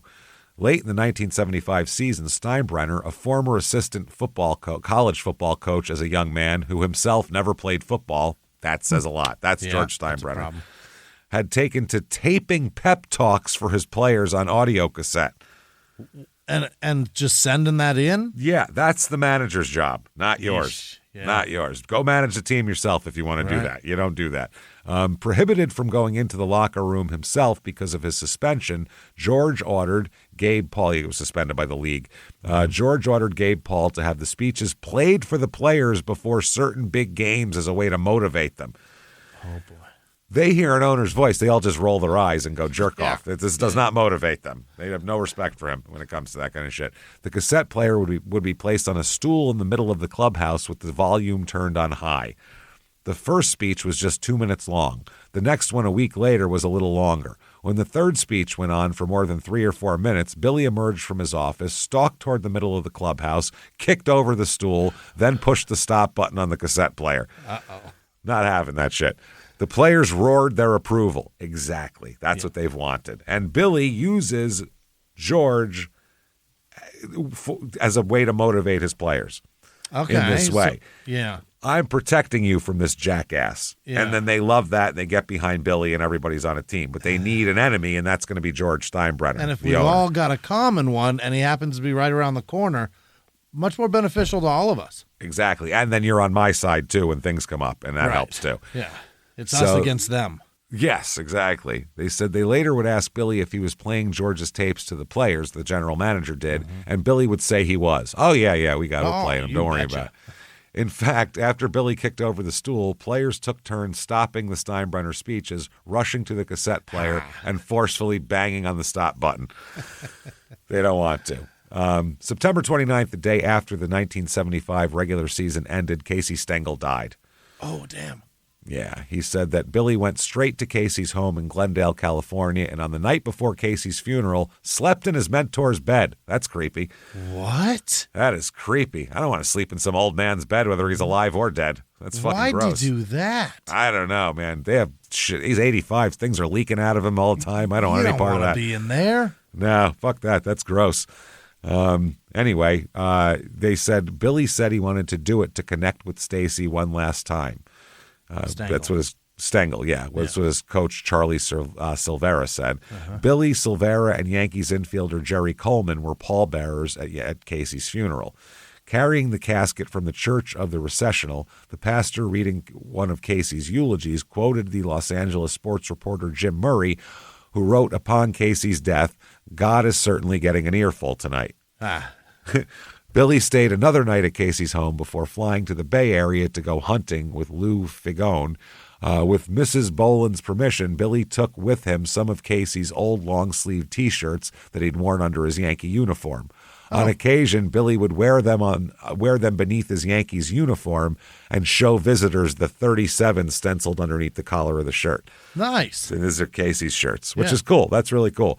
Okay, now, in November 1975, his daughter with his first wife, Lois, Kellyanne, remember her? Yeah. She's arrested. Oh. It's crazy, too. She's What'd arrested she do? trying to smuggle, this is in 75, by the way, 450 grams of cocaine out of Barranquilla, Colombia. Oh, Colombian coke. Smuggling in 450 grams of Colombian coke. What is that? That is that's a lot of 8 balls. That's fucking amazing. That is a lot, man.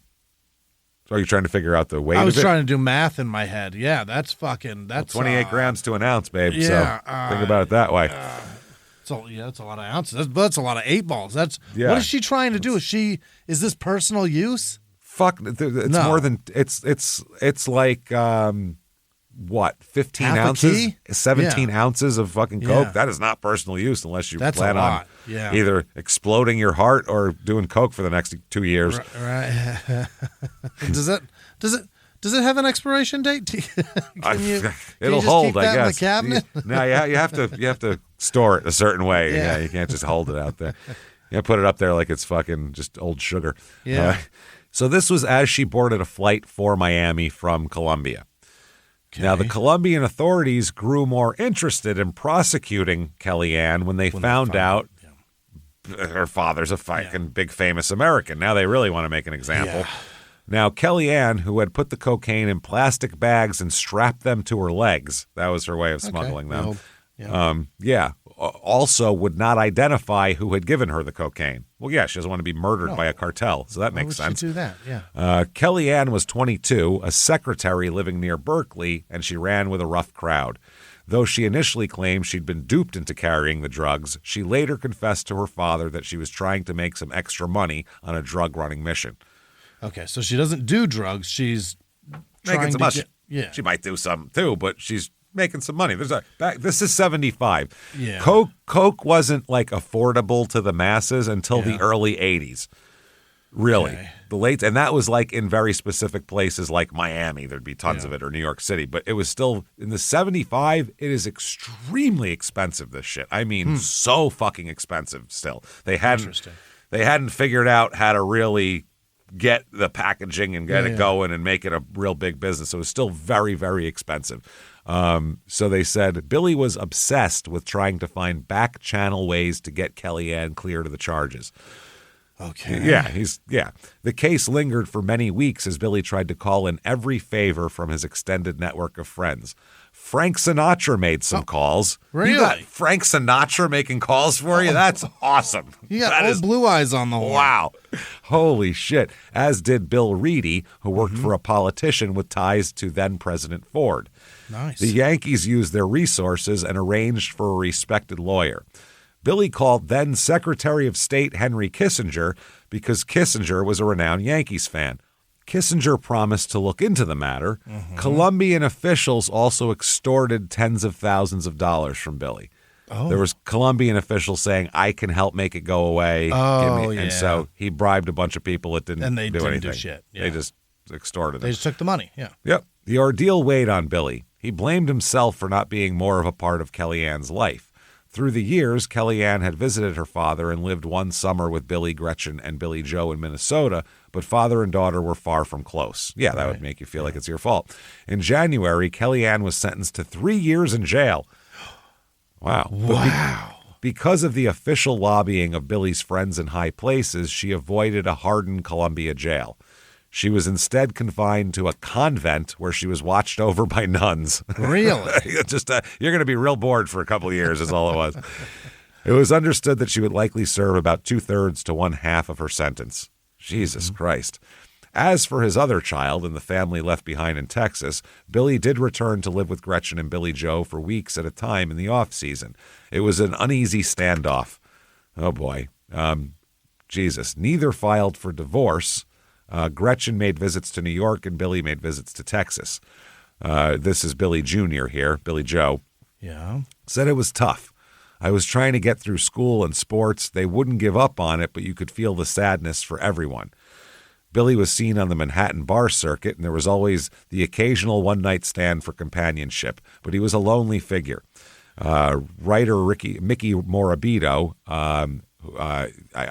Mickey Morabito, who's the Yankees' assistant public relations director, said, I remember Billy coming into our offices all the time that winter. It was strange to see him hanging around the office like that in the off-season. Managers don't usually do that. Yeah. He had rejoined the Yankee family, but I think it was the only family he had at that point. Sure, yeah. Yeah. Lou Piniella says about Steinbrenner, quote, George just loved to be seen and involved, and truthfully, I think he thought he was helping. Yeah. He thought this helps, and it doesn't. No. He doesn't, because he's not a ball player, doesn't understand baseball. That's the problem. That's why the managers are all ex-players, because they understand what players are thinking and doing, and how to motivate them. Man, I can't imagine having my daughter go to prison for trafficking. No, that's horrible. That's so for fucking trafficking. You would definitely feel like that was your fault. Yeah. Yeah. Did she not feel like she could talk to me if she needed something? Yeah, you need money, you come to me. You know what I mean? Wow. That's how you want your daughter. Like a failure. Yeah. My daughter knows. You need money, you come to me. You don't need anybody else. Yeah. You call your father, and I'll figure it the fuck out. If I have to go knock over a fucking liquor store, I'll get you the money before you have to go get the money. You know what I mean? You're not trafficking, for Christ's sake. I'll traffic if I have to, but you're not doing it. Not you. Jesus Christ. So that's how your father's supposed to be, but who knows? Anyway, Lou Piniella said, and at first I think it just amused Billy. George would come strutting by and say something like, okay, Piniella, now let's whip that bat around. How does that help? You know what I mean? Yeah. Or he would watch infielders and shout, step lively, boys. And Billy would be standing there with his hands in his back pockets, biting his lip. Then George would turn his back and walk to the next field, and Billy would wait a minute and say, you heard the man, step lively, boys. And they'd all laugh. Move it. He said everybody would start quietly laughing, turning away so no one can see. He reminds me of, and please don't take this politically if you fucking idiots, he reminds me exactly of people describing Trump in the New Jersey Generals owner's box when he owned the New Jersey Generals USFL team. Yeah. He'd be like, it'd be like third and a half a yard, and he goes, watch this, there's going to be a great pass right here. And it was obviously a running play for a first down. And the people around him were going, after like a quarter of watching the game, they go, this guy doesn't know a fucking thing about football. Like, not a goddamn thing about shit. Never heard of it? Never seen it? Yeah. And that's what Steinbrenner is. But he wants to be involved. You know what I mean? Right. He wants to be the leader, but you don't know anything about it. And that's where Steinbrenner's at, too. Might mean well, but it doesn't help anything. Sure. Another time, one of the Yankee starters sprained an ankle, and an athletic trainer, Gene Monahan, Christ, he was their trainer forever, had the player hustled into the dugout. Coaches gathered on the bench as Steinbrenner rushed over, peering into the scrum encircling the player. Monahan was pressing ice to the ankle, which was swelling nonetheless. Do something, Steinbrenner yelped. Don't you have any colder ice? Anything more frozen? More frozen than frozen? Is that possible? Don't you have colder ice? And it's just a normal guy sprained an ankle. It's normal. We put some ice on it. What ice is it around here? He's going to limp for a week. Who's buying shit ice on my dime? I lay out for the best fucking ice in this country, goddammit. So that's where he doesn't know what he's doing. He shouldn't be doing this, but he wants to be involved, and it's his money, so whatever. Steinbrenner was not just a noisy interloper the Yankees appeased. The players appreciated that he spent money on the roster, and that's the thing. That's one thing they appreciate is he's not fucking cheap. Right. Every other owner you go on, they're so goddamn cheap. Right. They'll sacrifice winning to put for $3 extra in their pocket. I said this about Steinbrenner. He'd rather win the World Series and lose money on the year than make money and lose. Right. Every time. He'd much rather do that. And he made a shitload, right? Oh, yeah. No, he made a ton of money on the Yankees. Yeah. And, I mean, and also the Yankees, back then, it's so weird because, like, back then, team owners looked at the bottom line of, like, we took in $10 million, but we spent 12, so I lost $2 million. Nowadays, they don't even look at it like that. No? No, because the team's an asset that appreciates at an insane level and is worth billions of dollars. So it's growing money every year, no matter you lose it or not. If you lost $50 million this year, your team probably appreciated $200 million in value, which made you a profit of $150 fucking million that you can now borrow against, making you that you're worth. You made more money. Losing, that's what I mean. People with these out of control payrolls, they always say they don't care about that. They don't care if they're making a profit. They are, all the teams, they're all profitable, but that's not where the money comes from. The money comes from the value of the team nowadays as an asset. So anyway, they say one of Steinbrenner's the Yankee spring training home had been renovated with more spacious locker room and additional fields. One of Steinbrenner's first acts was to upgrade the Yankees' travel arrangements. The team now had newer jets to fly them around the continent, and they stayed at the best hotels in whatever city. Hell yeah. Which makes the players go like the guy. Yeah. Exactly. Here is the Yankees' traveling secretary, Bill Killer Kane, who had become a friend to Steinbrenner and Billy Martin, said he had a difficult daily double, recalling that the upgrades were ordered by both men. Oh. Billy said, I want my guys to have better shit, and George said, we're getting the guys better shit. He said Billy, meanwhile, wanted to make sure the players' lives were easier and that they felt special. One of the first things he told me that he wanted was Chivas as the only scotch served on the planes when we traveled. I told Billy I didn't think we served scotch at all, and he said, well, that's not right. Give the players the best. Let them have a drink to relax when together on the road. Let them have some fun. So he had Chivas on all our flights, and good food, too. Shrimp cocktail, steak, you name it. It was Billy's idea that they should feel honored to play for the Yankees, and George thought the same thing. That's how you run a team. Absolutely. You cheap fucks. Make them proud to be a piece of this organization. It's ridiculous. Any of these fucking teams that are these fans that go to these fucking games with the top lowest 5 payroll teams, don't give them your fucking money.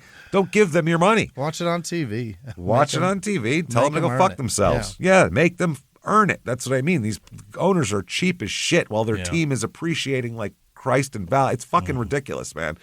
1976 Yankees 97-62. Hey. First in the AL East. Not too shabby here. They beat the Royals 3-2 in the ALCS. That's the Chris Chambliss home run. That's a huge thing in Yankee lore. And then they got swept by the Reds in the World Series. This is the big red machine, the end of that. Yeah. The end of their dynasty. So they were tough. They were real tough here. Now, before the opening game of the 76 season in Milwaukee, this is from the book, Billy, with a black armband on his sleeve commemorating the death of Casey Stengel, assembled his team for a clubhouse speech. Yankees always do that. A legend dies, they wear a black band like they're in the mafia for the rest of the year. Or a number on that. They had the DiMaggio's number with the thing for the year he died, Mickey Mantle. Piniella said he didn't say much. The first thing he said was, we're winning the division this year, then we're winning the pennant. The next thing he said was, the only way that doesn't happen is if you don't believe in what I'm going to ask you to do. This is a good team, and we're going to scare the shit out of the whole league if you buy into what I'm trying to do. Scare the shit out of him. Trust me, you do that and we'll win. Then he walked out of the clubhouse and headed for the dugout. I was standing next to Thurman, and he turned to me and said, quote, "That SOB is going to win us a pennant. I believe him." Get in the plane. Let's go. By June 14th, 1976, there's a headline that says, "Yankees fiery Billy Martin creates constant havoc." Oh? Yep. George Steinbrenner once said, quote, "I don't want a manager who goes to the mound to remove a pitcher with his hands in his back pocket, walking slowly and looking like he has the weight of the world on his shoulders. I want a manager who bounds out of the dugout and goes to the mound like he knows what's wrong and he has the answer to the problem." And it's not you. You get out of here. I don't need you. Yeah. And that is so ridiculous because some managers have a different aura. Some have that fiery aura. Some have that. Joe Torre would walk out calm as can be, like a confused old man, but he knew exactly what he was doing, and they were winning World Series. He's going to go ask the guy, do you still have it? You've been watching. I know you don't have it. You don't know what you're talking about, George. George and Billy were not necessarily a match made in heaven. They had their differences and will continue to have their differences. They said some are out in the open, some are in private, but they're definitely going to have some problems here. So from the book, it says those guys on the 76 team would have tried to run across a pond if Billy told them to. That's what that Killer Kane guy said. Sure. They would have assumed that somehow they wouldn't sink if Billy told them so. That's what you need out of a manager. Yeah. You believe you can do this. Can you do it? Ask R. Kelly. You got to believe you can fly. And you got to believe that the closet door locks and that teenage girl won't be able to get out and go tell people what you're doing to her. You got to believe it. You got to believe the bucket will hold it all. That's what you got to do. So, wow. They said that day by day, Billy was challenging the rest of the American League to stop his refurbished, hard-charging Yankees. Mickey Rivers, Willie Randolph, Roy White, reserve Sandy Alomar, even Lou Piniella were running teams ragged, stealing bases with abandon. Billy was attempting stolen bases at a rate twice that of former Yankees manager Joe McCarthy and Ralph Houck, and 3 times as often as Casey Stengel. Wow. Moreover, the 76 Yankees were feisty. Slides into bases were hard and tags were forceful. The pitchers weren't afraid to throw inside, and Munson scowled at everyone who approached home plate. Billy worked the umpires from the dugout ceaselessly. Gene Monahan, the trainer, said Billy just kept everyone on edge. Right from the first inning, if he didn't like an umpire's call, he'd be on him. He'd yell, "Okay, pal, that's it. You're off the Christmas card list. You owe me one now. You don't get back on the Christmas card list till I get that call back." Yeah. Breaking balls. And he'd turn and wink at the players on the bench. But that would get everyone paying attention. He would stand on the first step of the dugout with his hands in his back pockets and just jaw out there, almost like a challenge to the other team. Until that year, players usually sat back on the dugout bench. That season, I noticed half the team would be standing on the first step of the dugout with Billy. Hey. The 76 Yankees had veterans and young players, but most of all, they were a team in sync with their manager. Willie Randolph said, "Somebody would slide late at second base and knock me halfway into the outfield. And then we'd get into the dugout after the inning. Billy would make a show of coming over and asking me how I was. Then he'd say out loud, 'That was a bullshit play,' defending his players. And he would walk slowly past the veteran guys like Munson, Piniella, Chambliss, and Nettles, and he would just give them a look that said, 'You know what to do.' He didn't even say anything. He just looked at him. And boy, that other team's middle infielders would be getting bowled over that next inning. That's just the way it went. You got my guy, so I'm going to get your guy." But it got around the league. People knew Billy would punch back and maybe punch twice. Yeah. He's not taking it. Not taking any shit. They said the Red Sox came to Yankee Stadium on May 20th, trailing the Yankees by 6 games, but they still had the swagger of a champion. Wow. In the mid-1970s, players did not fraternize before games. In fact, oftentimes they genuinely did not like each other or resented one another's success. Right. It was before the modern big money era of baseball when players, they're so fucking rich. They don't, "Hey, I'm super rich, you're super rich, like what you do. And I don't really care if you hit 50 home runs because I have a fucking guaranteed $180 million contract, so I'm fine. It doesn't matter what you do." Let's hang out after this. Yeah, if everybody's rich, it's easy to be friends. You know what I mean? Everybody's rich and happy and nobody's scared. It's real easy. Munson resented that Fisk received more favorable media attention. Carlton Fisk, the longtime catcher. Sometimes Munson attributed to Fisk's movie star looks. Munson was squat and rough-hewn. Fisk, a native New Englander, was raised to detest everything about the Yankees, most especially that they had won 20 World Championships since the Red Sox last World Series victory in 1918. That's as of the 70s. Yeah. The game on May 20th was the first of 4 scheduled. In the 6th inning, Piniella slammed into Fisk at home plate as he tried to score on a single. Piniella was out, but Fisk didn't wait for the umpire's call to deliver his own verdict on the collision. The Red Sox catcher started punching Piniella. Oh. The benches emptied in a flash. Mickey Rivers and then Greg Nettles grabbed Boston starting pitcher Bill Lee from behind, the old spaceman Bill Lee, with Nettles throwing the pitcher into the infield grass on his left shoulder. When Lee came at Nettles again, he got the worst of it again and later left the field with torn ligaments in his left shoulder. Dang it. Not good. Lee had won 17 games in each of the previous 3 seasons, wouldn't rejoin the Boston rotation until September. The team split the 4-game series, but Billy's team had made a statement. Randolph said, "We had become like Billy, defiant, backing down from no one, willing to do anything to win. There's no question we took on his personality." So the Yankees had a 10-game lead over the Red Sox by the 4th of July and never looked back. Okay. This is more from the FBI letters here. Oh, boy. More from FBI shit. Different people now. Uh-huh. Enclosed for the Bureau is the original and a Xerox copy of a letter postmarked Brooklyn, New York, dated 6/8/76, addressed to Mr. Billy Martin, care of the New York Post, the newspaper here. This letter was forwarded to Yankee Stadium by the Post. This letter could be considered threatening in nature, having a deadline of June 14th, 1976. Okay, let's find out what the letter says here, because it's pretty funny, actually. From the FBI? No, this is a letter. The FBI talking about a letter someone had sent to Billy. Oh, okay, got it. Yeah. Dear Martin, how would your wife and kids get along after you're gone? Did you write out your will yet? This is in somebody's broken handwriting, so it's hard to read. Don't wait until it's too late. Do your wife... Oh, my God. A favor? No.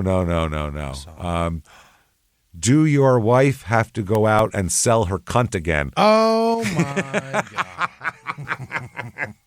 Again. Again is the word that really makes that. That makes it funny.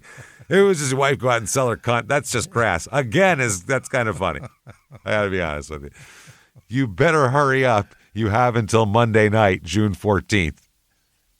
Or else she's going to have to sell her cunt She's going to be selling her cunt. And I'm not even buying, so I don't know where she's selling it to. Holy shit. So he's building a winner. There's all these articles all through the season about how he's, no one's laughing at Billy anymore. Mm-hmm. Billy is getting these guys fucking ready. Martin said it was an overhauling job from the basic foundation. The last 2 months I was an observer. I didn't like the execution on the field, and I didn't like what was going on in the clubhouse, meaning the last season he was here. So I just sat around to just, get an assessment of everything last year. But now this year I'm ready.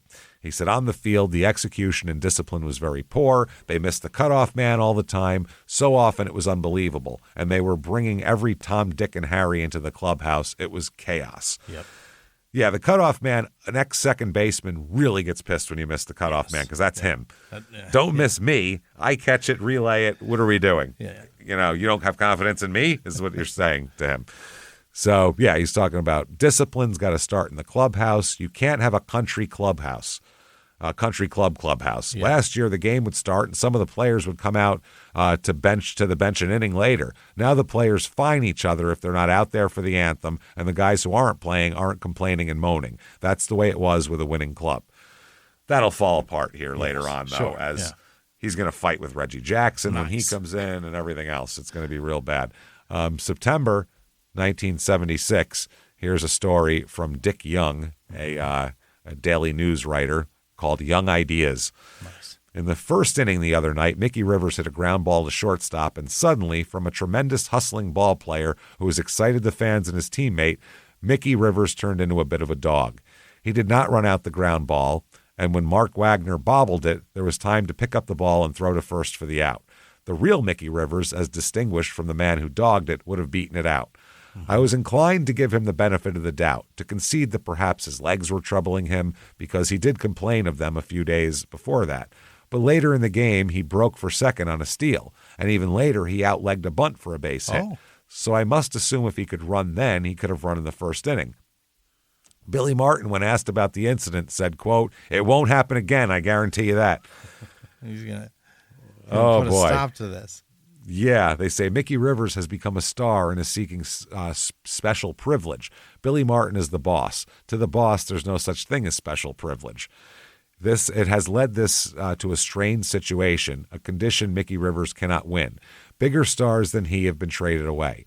You needn't think too far back to remember Bobby Mercer. His departure shocked a few Yankees fans and a few Yankees players. Before that, Casey Stengel unloaded some biggies who defied his authority. Casey warned them and he didn't heed it. Mickey Rivers, too, Sparky Lyle through the whole book. He gets pissed off at Billy for this. He loves Billy and all this type of shit, but he said he doesn't like the way Billy uses him as a reliever. Yeah. He was a Cy Young Award winner, and then they bring in Goose Gossage. Oh. And fucking the next year, and he's a setup man after that. He's like, I'm not a long reliever. I was the Cy Young Award winner and a fucking closer. Just because I can't throw 100 doesn't mean I can't get guys out. I'm still a great fucking pitcher. Yep, and he also got mad at the way he handled Mickey. He always, a million times in the book, he said, just leave Mickey the hell alone and let him do his thing, and he'll do great. Just leave him the hell alone. Got to leave guys alone. Billy gets, some guys you got to ride, some guys you got to leave alone. And he goes, Billy sometimes doesn't know the difference between those two. He just rides everybody. Casey Stengel used to say to his players, a moving van is going to back up and hit some of these guys in the ass. That was...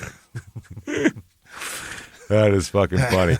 On their way of fucking out the door. That's very funny. Yep. Billy said, I don't know why, but every once in a while, someone will test you like little kids. And like little kids, you got to slap their hands when they break the rules.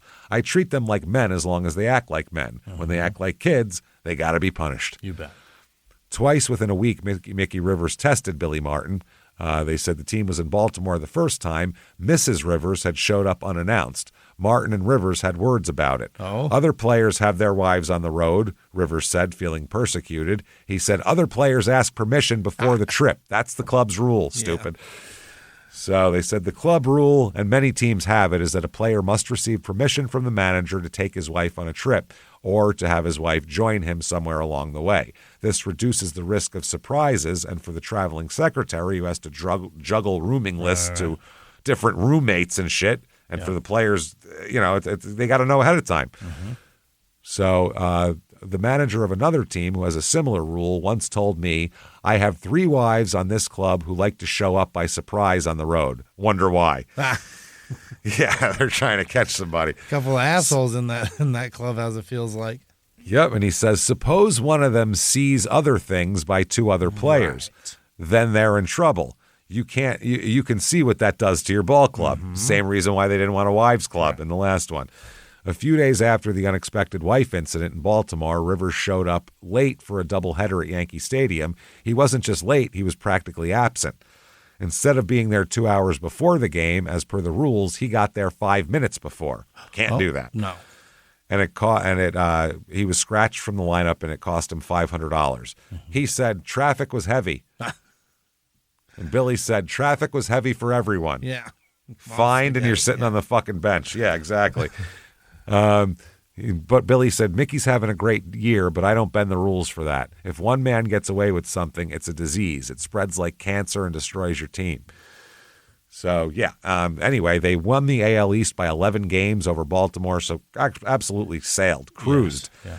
Yeah. This is the first time they've been to the playoffs since '64. They played Kansas City, and then, like we said, later on, they're going to lose to Cincinnati. Right, yeah. So here's a little story here. ALCS championship here. They said Martin's choice of Ed Figueroa to pitch the decisive Game 5 at Yankee Stadium was controversial, as Figueroa had not pitched well in the late season and had lost Game 2, but was in good form and helped the Yankees to a 6-3 lead in the 8th inning when George Brett, tied the game with a 3-run home run.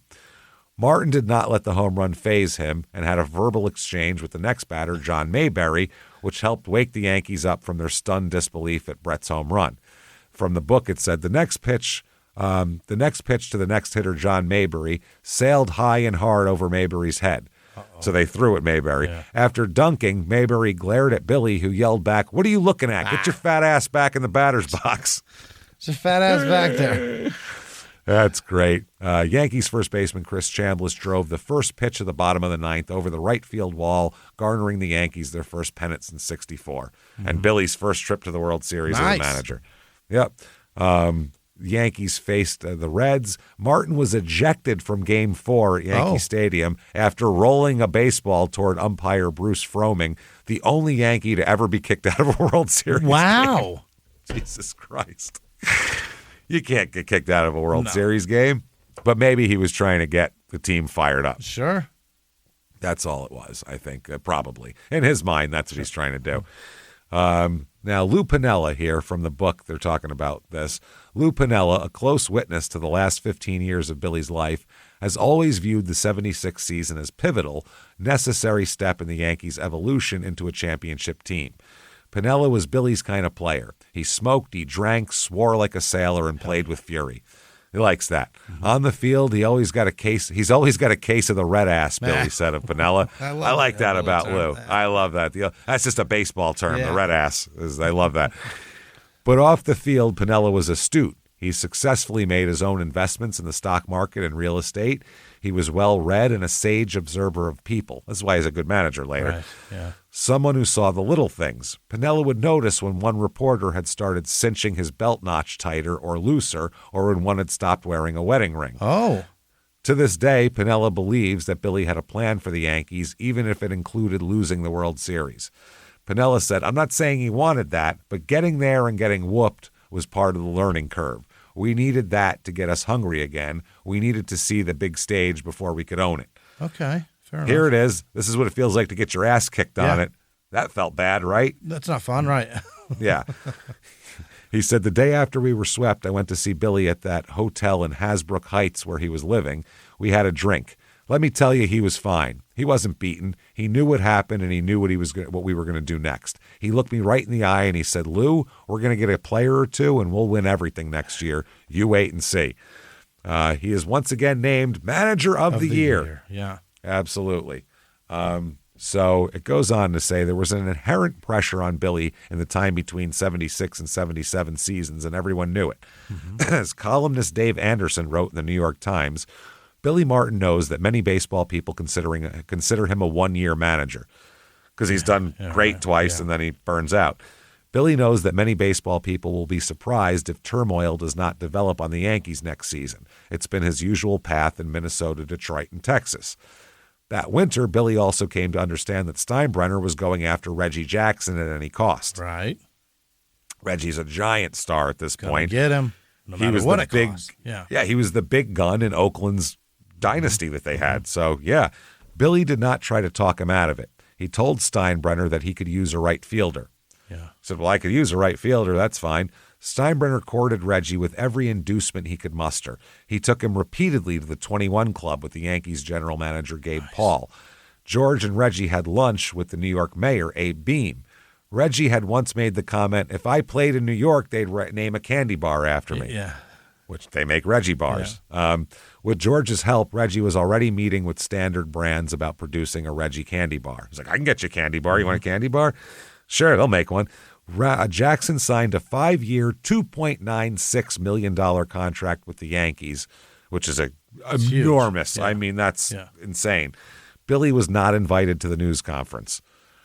Oh, wow. Billy later wrote, "I kept reading about George taking Reggie to lunch at the 21 Club, and I was sitting across the river in my hotel room the entire winter, and George hadn't even taken me out to lunch once." I'm a little jealous now.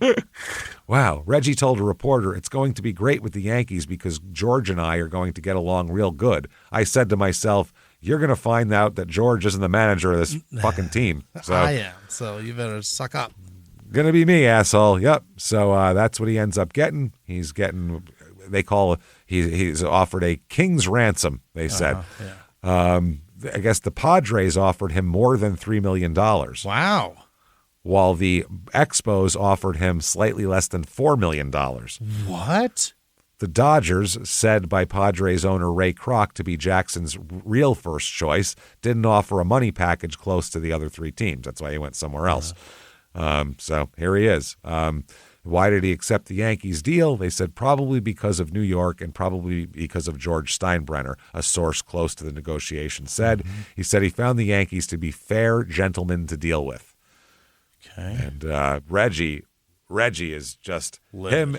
Yeah. No, he's happy now. But him and Billy are these giant personalities. Yeah. They're giant. Gonna clash. And Reggie does not have this, you find me if I don't run. And I'm a star and I deserve special treatment. Well, that's Mr. Reggie's. October. That's Reggie's thing. Well, not yet. Not but yet. He will yeah. be. I'm in his mind, amazing. he was always Mr. October, though. That's the thing. When he was at ASU, he was Mr. October. He shows up when he needs to show up, for sure. And Billy wants him to be a great star, but also play like everybody else because Mickey Mantle still showed up on time. Yeah. That's his thing. I hung out with Mickey Mantle, Whitey Ford. They did everything they had to do. You a bigger star than Mickey fucking Mantle? I don't think so. That was his thing. You got a bunch of rings and triple crowns and shit because Mickey did. Fuck are you doing? So from the book there, it says Reggie never contacted Billy after his introductory news conference. Billy did not reach out to Reggie. Oh. It might be customary for a manager to call a new player signed to his team, especially a player of such renown. It would also be more than customary for that manager to have been invited to a splashy news conference announcing the acquisition of a celebrated new player. Yeah, that's fucking cool. You want that. Yeah, but George wants Reggie to be his friend because he's a big star. He doesn't want him to be Billy's guy because then they'll be against George. So if it's Bill, he wants it to be George and Reggie against Billy. All right. Which he should just want him to play team. well and we win. Yeah, I don't care if he hates me or likes me or what. It's very stupid. So anyway, neither thing happened. A foreboding and awkward first step in the relationship between Billy and Reggie. Both said the right things when contacted by reporters. Reggie, who did not know that Billy had not been invited, praised Billy for getting the Yankees to the World Series. Billy did not bring up his preference for Joe Rudy or any of his reservations about how Reggie would affect the team chemistry. Billy said, I'm happy to have another bat in the lineup. Reggie will make us better. He's been a winner everywhere he went, and I like winners. We'll get along just fine. Super, yeah. Interesting. Most of Billy's friends and allies now say that Billy was telling the truth when he said he didn't have an issue with Reggie, though perhaps not the whole truth. Eddie Saper, his advisor and legal consultant, said, quote, Billy had nothing personal with Reggie. The problem was the people that Billy was loyal to on that Yankee team. Thurman Munson, Greg Nettles, and guys like that. Those were Billy's guys.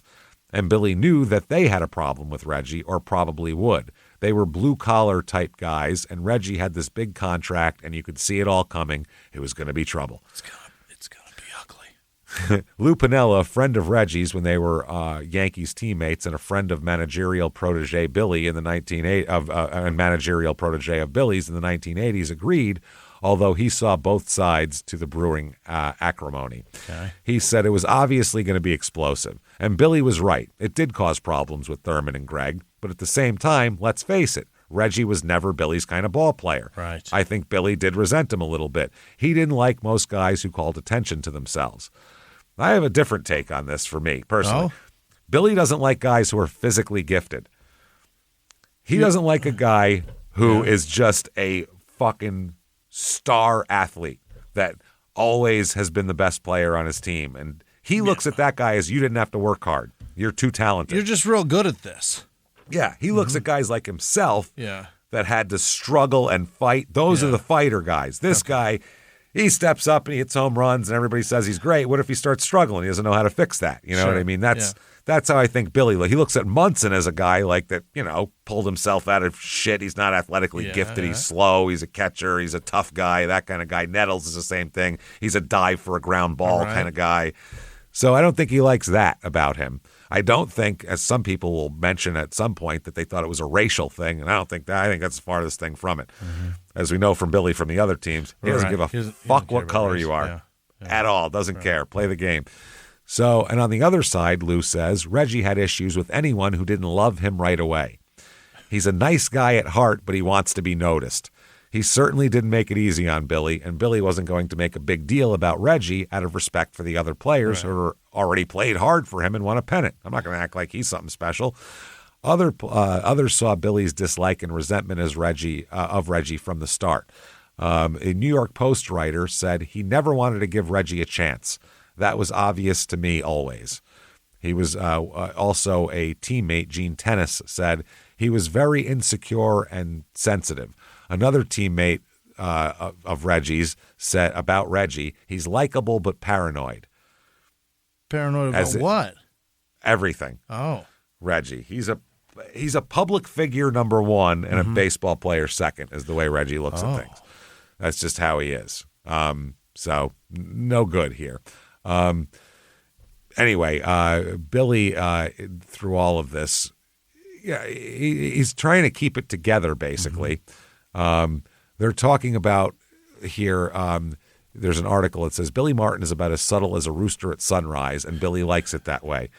I believe in the truth, says the man who last year managed the Yankees to their first World Series trip in a decade. Yeah. The truth usually gets me into trouble, but I can't help it. That's the way I was taught. So Billy Martin spoke what he believes to be the truth when he was asked about the free agent draft, which has thrown pro baseball into a free-for-all among owners. This is when the free agency became a big deal. Okay. He said, I think it's bad for baseball, said Martin, who was at the Boca Chica plugging next week's Yankee greats in invitational golf tournament and softball tournament. I think they've created a monster. All the clubs will have problems. It's like a gasoline war. They can't get out of it right now. They'll have to wait a while. Then someone will have to say, hey, let's stop this bidding war. We're only killing ourselves. The funny part is they did that in the 80s, and they also got charged with collusion and had to pay these guys tons of money. You can't do that. Oh.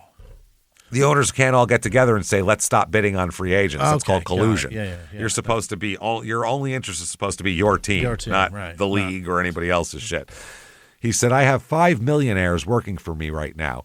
What do you find a millionaire? $250,000? It's only going to make my job harder. That makes sense. Yeah. He said, I personally don't think we had to get extra players to be competitive. That was Mr. Steinbrenner's decision. Ask my opinion, and I'll tell you that we could have won it all this year without the 2 extra players, which is Reggie Jackson and pitcher Don Gullett. Little bit more about George's micromanaging, and we'll call this a day here. So this is from the book here. Before spring training started, Munson instigated a public snit with George Steinbrenner, claiming that Steinbrenner had promised him that he would always be the highest paid Yankee other than Catfish Hunter, which this is a big deal. He said, you're my highest paid Yankee. Catfish, I had to get him, and he's a winner, and everybody loves Catfish anyway, so that's fine. But he said, basically, you have favored nations with me otherwise. Okay. Which I'll match whatever with you. And now he doesn't. He gave Reggie's this big money and didn't give Munson anymore. So they said now Reggie's salary exceeded Munson's. Steinbrenner appeased Munson with a few deferred payments, but the bad blood was already highlighted in the New York papers. The atmosphere around the Yankees was tense, not only because of the ramifications of the Reggie signing. Steinbrenner, embarrassed by Cincinnati's World Series sweep, was micromanaging every detail of the team's operations and began to exert the total control for which he would become famous in the next few years. Top executives were fleeing the Yankees' offices in droves, taking other baseball jobs to get away from Steinbrenner. When you get a guy who doesn't know what he's doing, who comes in and wants to change everything and wants to do things, it's horrible for people who know what they're doing. They're like, you don't understand how this works. Yeah. Stupid. They really like to put their stamp on it, the new guy. Yeah. Well, because it's just all about them. It doesn't matter what happens. It has to be winning isn't enough. They have to win because of me. Yeah. Exactly. That's ridiculous. Overall, more than 25 top Yankees front office workers left the team between 75 and the beginning of the 77 season. They left despite knowing what everyone in baseball knew, that the Yankees were a team on the rise. They left because Steinbrenner was an intractable and unreasonable boss. Okay, now, here we go. We'll end here. This is crazy. This is a week before the end of spring training. Last week of spring training, 77. Billy is the safest manager in the majors besides Sparky Anderson, who manages the Reds, to beat them. He took a non-pennant winning team, won the fucking pennant, went to the World Series. Billy Martin is fired before the season starts. What did he do?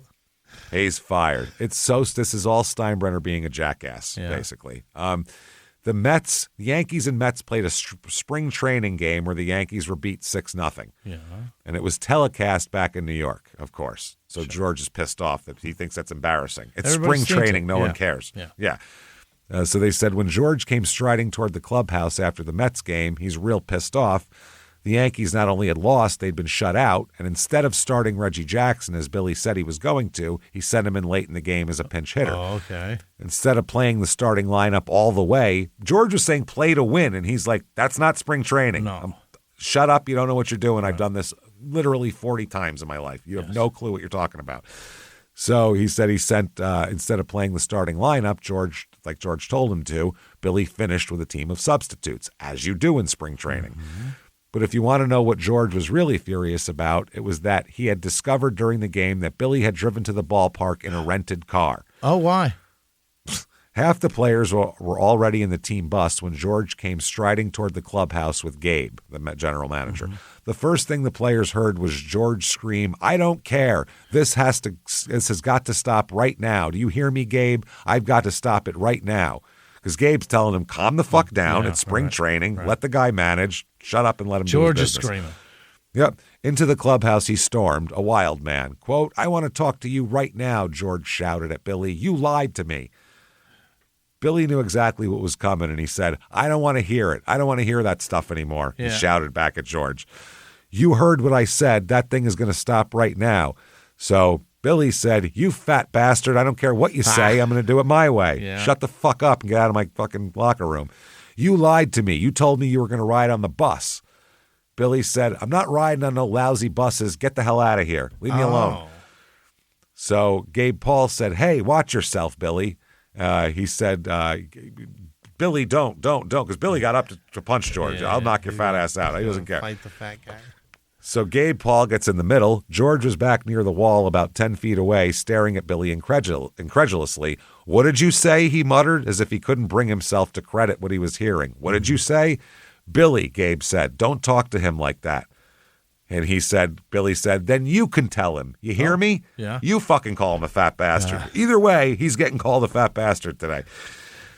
This time, George heard him. "You don't talk to me like that, damn it. You don't ever talk to me like that." Billy said, "I'll talk to anybody like that. How are you going to stop me?" Yeah, throw a punch. "What are you going to do?" Yeah. He turned and went striding into the trainer's room with George and Gabe right behind him. Everyone was ordered out. The door was slammed. The screaming went on. George was yelling that Billy had lied to him, and not only about the bus. He'd promised to play the starting team all the way. Billy said, "Don't tell me how to manage my ball team. I'm the manager. I'll manage how I want to manage." It was an exhibition game. This is not a game. Yeah, he said, "This is not a game where you leave your blood and guts on the field to win. It's a game you prepared yourself for a winning season, and that's what I'm trying to fucking do." He said, "There's things I have to find out now, if they work or not. And if they don't, I'd rather lose now than later." Yeah. Which is exactly what you should do. So he said that's why you see a team that's 4-0 in the preseason in the NFL. That's not going to be a good team. Not a good team.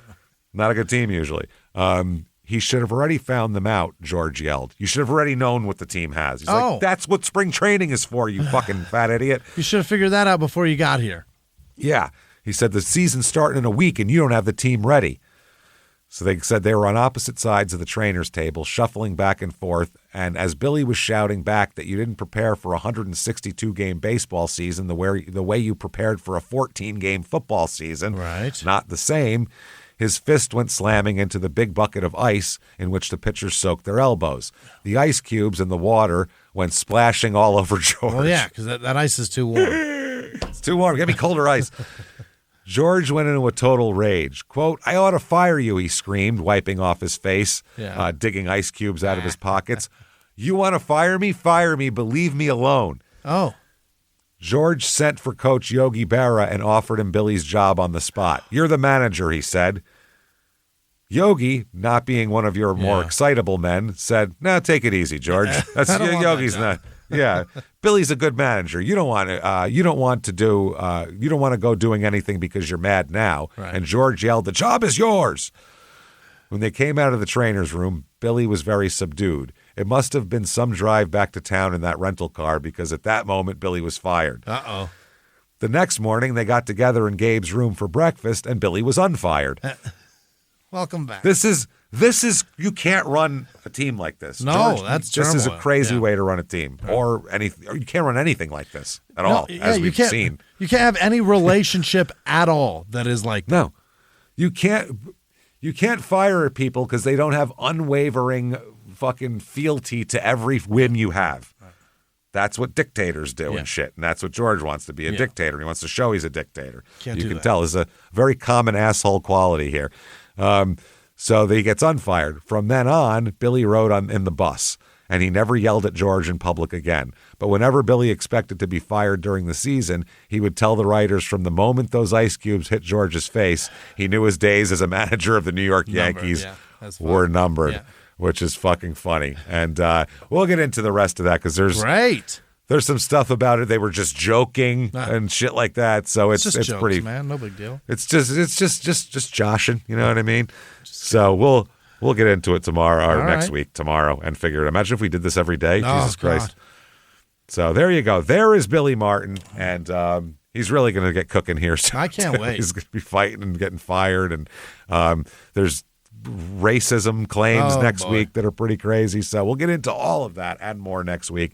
Before that, though, definitely head over to shutupandgivememurder.com. Get your tickets for live shows. Only ones left for Small Town Murder at this point in the year is Philadelphia.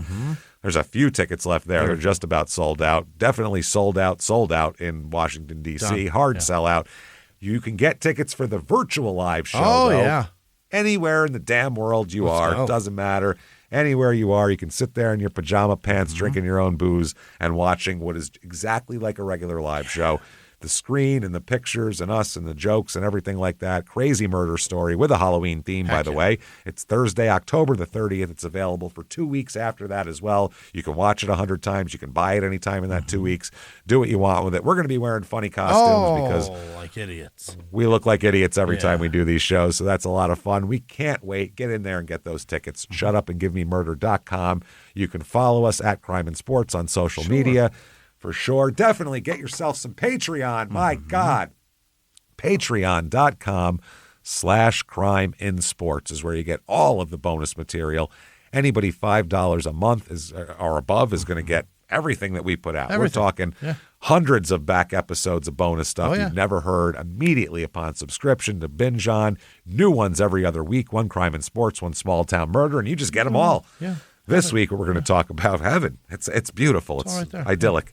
We're going to talk about, for Crime and Sports, major teams relocating and the drama behind relocations. Teams sneaking out in the middle of the night and shit like that. I'm fascinated with teams moving and folding and defunctness and all that kind of reasons stuff. And all that stuff. It's so much fun how sad the fans are and everything. And then for Small Town Murder, we are going to talk about, I found several lists of basically the most haunted places in every state. So we're going to find out what are just ridiculous and maybe what's actually creepy out there. So that'll be fun shit. That is patreon.com/crimeinsports is where you get all those more. And you get all the shows, Crime and Sports, Small Town Murder, both episodes every week, and your stupid opinions, all ad-free with your Patreon as well. You can't beat it. And we're so excited that we need to give you a shout-out as well. Jimmie, hit me with the names of the most fantastic goddamn people on earth who deserve all the shouts that we could possibly give them. Hit me with them right now. This week's executive producers are Kip, Kristen, and Jamie, who don't want us to forget about Julie Berjaker, who she passed away a couple weeks ago. That's sad. She was a wonderful gal, and we've met her before. And and she was in the hospital when we were in Grand Rapids. She didn't make it. It's too bad. She lost the battle. But we'll never forget her for her valiant effort. Wonderful woman. For sure. Other executive producers. Corporal Carl Kirshner is back. Do you remember him? There he is. What a guy. Corporal Kirshner. Gary Howard is in Edwardsville, Illinois. I'm sorry, Gary. Yeah, and then Good to see you. Shasta.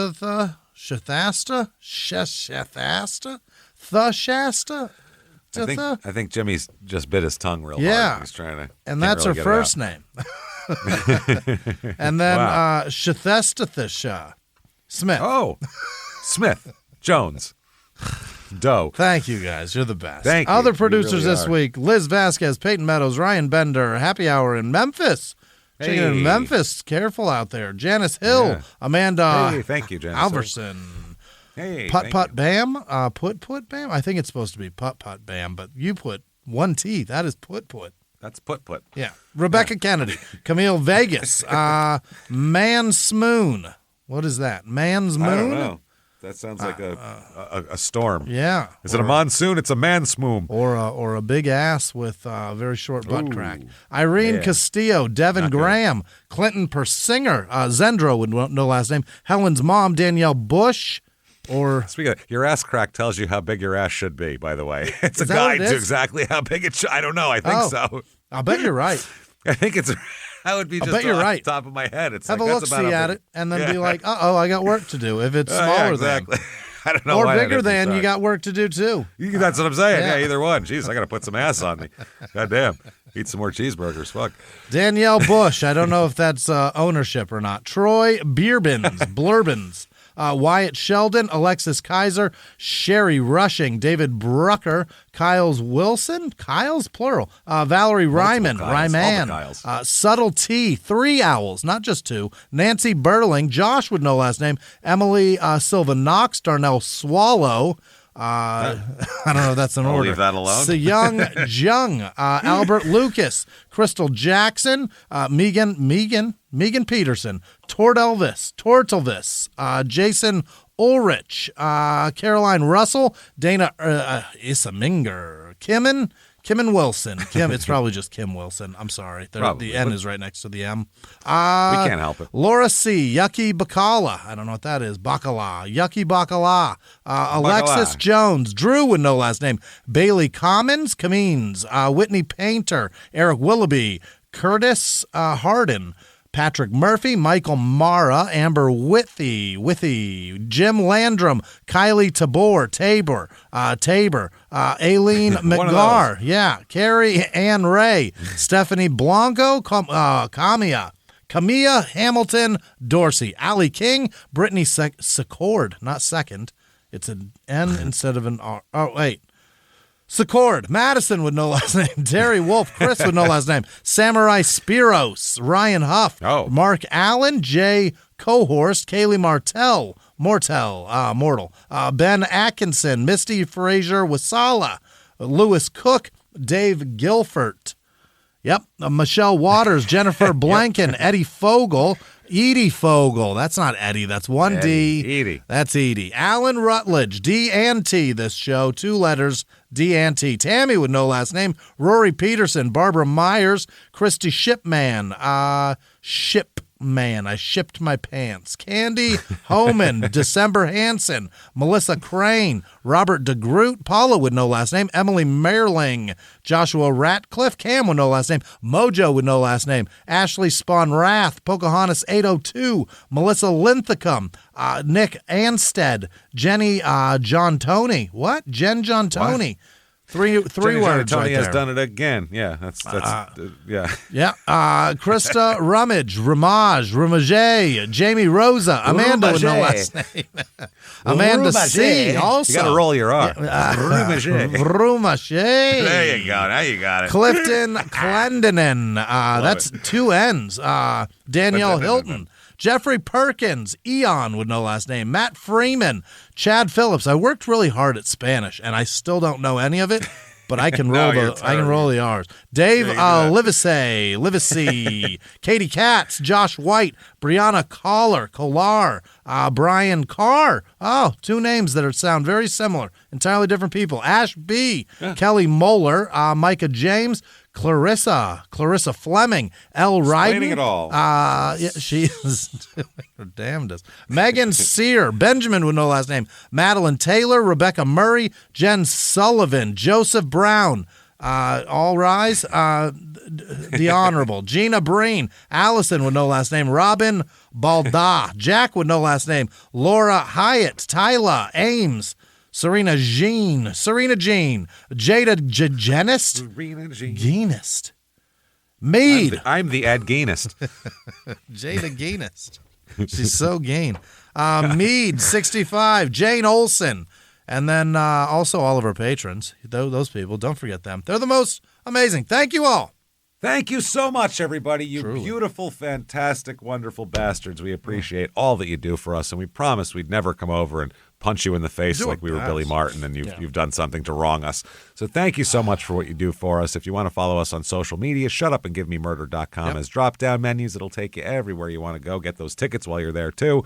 See you at the virtual live show. That said, live from the Crime and Sports Studios, we will see you next week. Bye.